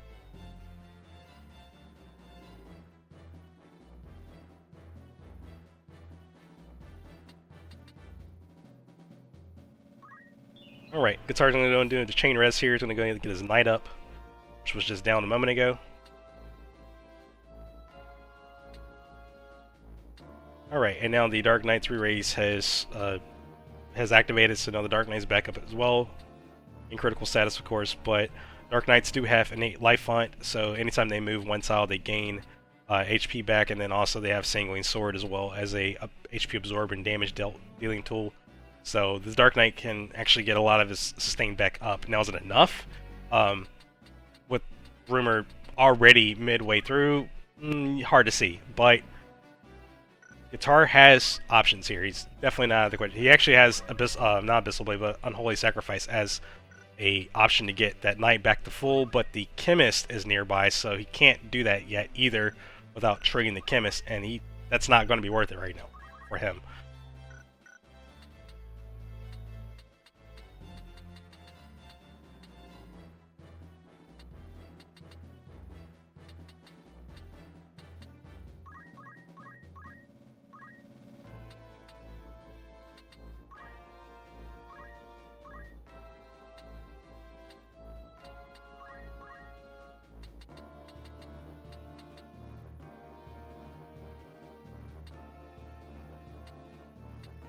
Guitar is definitely taking his time assessing all options here, as he should, because what's going to happen is once this Dark Knight's turn ends, Rumer basically gets all of his actions back in a row, so what play he makes here is going to be very important. Keep in mind that Meliadol is in the air currently. She's still on the board, she's just out of play at the current time, planning on landing. I believe it was on the Samurai, if I'm not mistaken. Looks like Guitar going to take advantage of the life font, get a little bit of 97 HP back, taking that Dark Knight out of critical, and going to get him in position to the triple stack and mid of Rumer's team.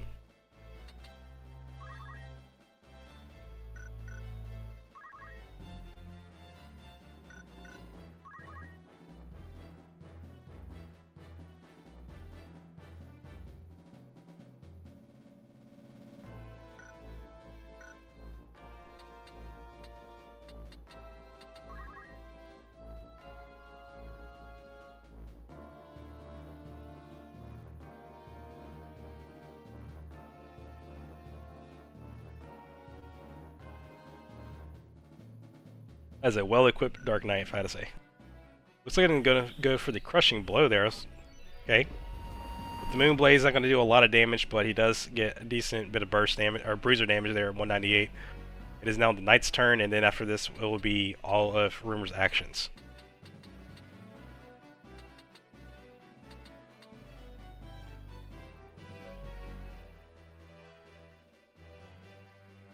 Now this Knight also has Darkness as a secondary, so she could potentially get in position middle and then do an Unholy Sacrifice chain, which will heal the Dark Knight and then also cleave the two that are nearby, the Thief and the Onion Knight.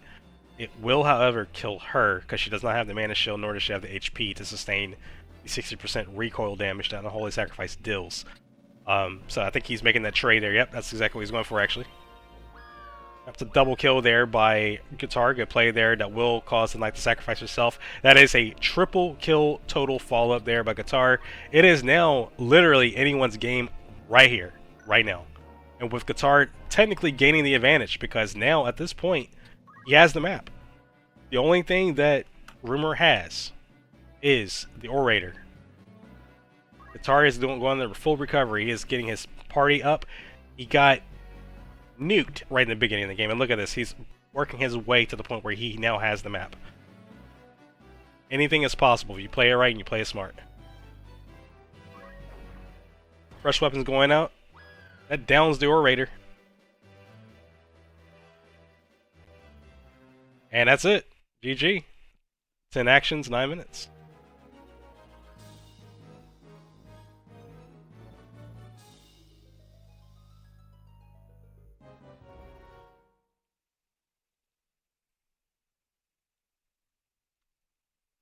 Right, let's get everybody unmuted. Alright, fellas. Let's see. Jesus Christ, Jesus. that did That so wasn't- much damage. Good What game. a, oh my god, that is, I was so unexpecting how much that did. Yep. The That's crush a lot. weapon? No, the The unholy, unholy sacrifice. Oh, the doing sacrifice. Oh, yeah. So much. I know it's boosted arcane strength, but holy crap. Killed the crap out of her to do it. Yeah, you did, but I mean, it was worth it in the end, right? Yeah, What a, my blitz just fell and crumbled like it was nothing. oh, you have me down. To, like, I mean, what? like it went from like turn 1, I'm blitzing the crap out of you, to like Guitar had to get back up and work his way down. So like that was definitely a swing of events for sure. The Dragonheart on the Dark Knight kind Yes, of made the difference there, I think. that did. Yes, that definitely saved the day there, because it gave you enough room to be able to recover at that point. It was a struggle for Yeah. sure, but you managed. I didn't know if I could get it after the Bard went down before going, and then I saw that I could, just get the Onion Knight down enough for an Unholy Sack. That was pretty insane though. Yeah. 638 through shell. Yo, Holy crap. The ultimate sacrifice was Everybody- made, but it was but it was worth it in the end. yep. People be using that Unholy Sacrifice against me, but they're like their whole team, is kind of based off it. I just wanted to throw in one unit that could do it, and so I gave her all the good gear and let her have at it. See if it worked. Man. She definitely showed up, especially with all the heat that was coming at her. So What a game! Your alternate team. I see why you just rolled the other two, like the O2s and 5-0s, man. Like I honestly, didn't stand a chance there. Whoa. honestly, I wasn't using the knight for much of the tournament. It just, it did happen the second game with Dr. J, but so I guess she was in half my games. But but look, like you both play astronomically. Rumer, like props to you for that Yeah, the blitz. Like that was crazy. A lot of people in the Twitch shop was just like, holy crap. So they definitely witnessed some the ability to be able to actually build a blitz setup is definitely doable, as we have witnessed. Having to have that follow up and try to keep your opponent down at bay. You also have to consider that, which is what you did. You used Quick and X Potion to get the double hollow bolt while Guitar was in his initial spawn point, so that he was getting hit by getting hit in AoE, and Guitar thankfully managed to get out of that one. That was definitely a crawl for Guitar to manage to do, but he did manage, and that caused that swing of events, which, I mean, that happens to the best of us, right? Like, sometimes you get to play, and then it somehow crumbles apart at the end. But yeah, your alternate team is incredible, dude. It's just Alita. Like it just deleted us, and it's just the deleted cheese. the whole team's deleted. Don't worry. It just shows that, like, that kind of build, if somebody wanted to do it, is there.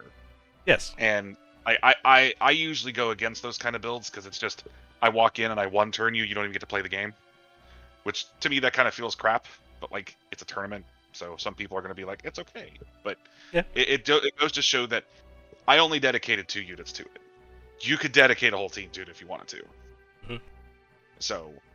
Absolutely. Yep, and if your opponent can't check it, it's going to be a hard defeat. And some people still can even check that.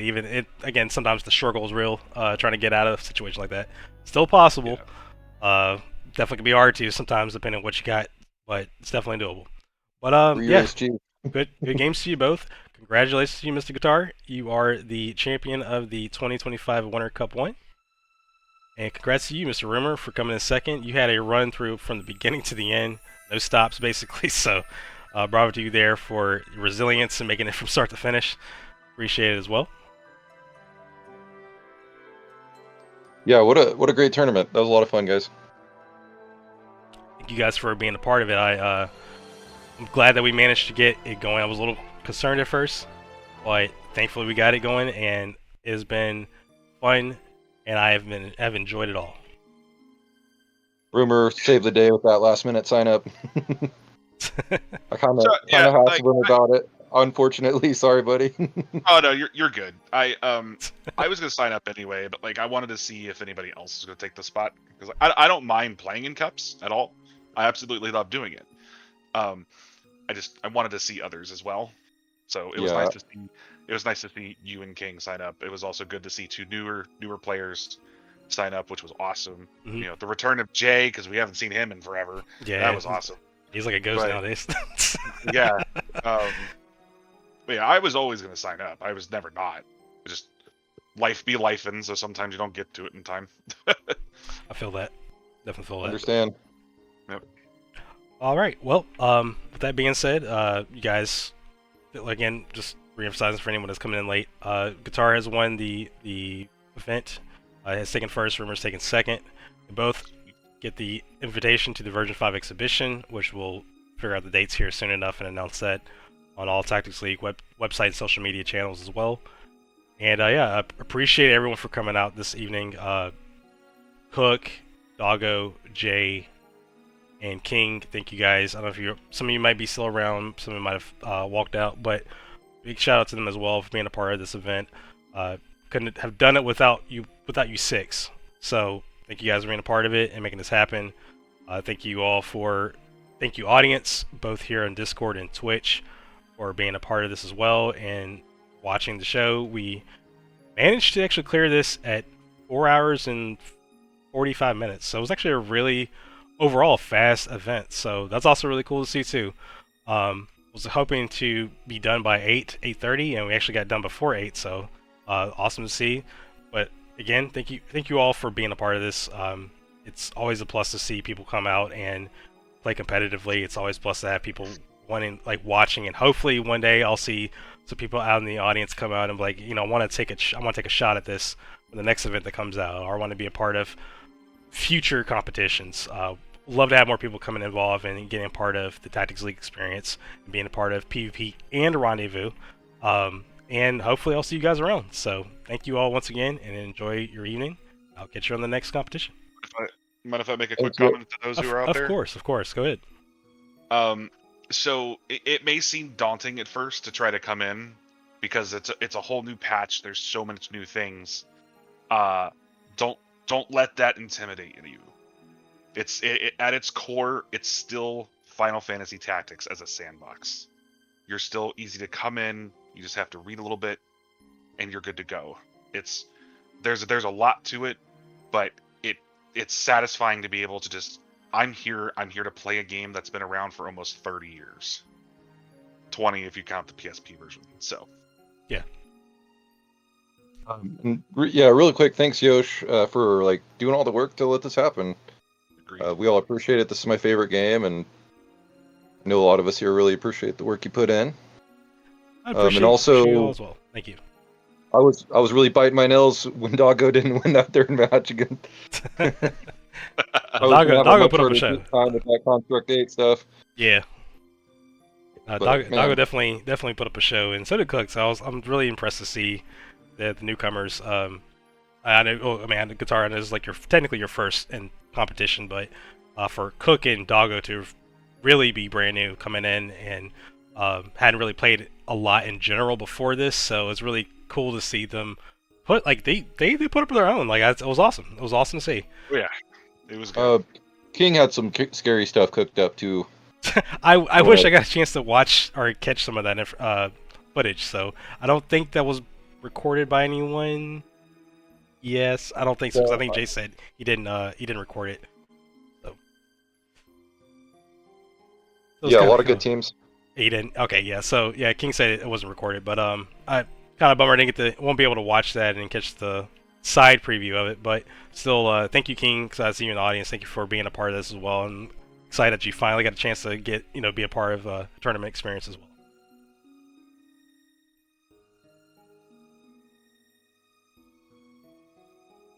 Look forward to playing you in version 5 exhibition Rumer. That'll be fun. Yeah, man. Oh yeah, for sure. I'm excited to get that into the hands of you guys, and kind of keep an eye out for additional articles about V5. There'll be some more coming out this week, and I'm going to try to lock in on a date for the exhibition date. So hopefully that won't be too far out. We're already at the end of February, so looking possibly mid-March for the exhibition, and potentially going into the public beta in late March, early April. But I've got to look at a couple more things that need to be done with it before I can get into the hands of you all. But I'm super excited. A lot of time has been spent. A lot of love has gone into it. And I can't wait to show everyone what all is coming in V5. My body is ready. Love to hear it. Alright, so that being said, I'm going to go ahead and close this out for this evening. Thank you all again, once again. And I'll see you in the next competition.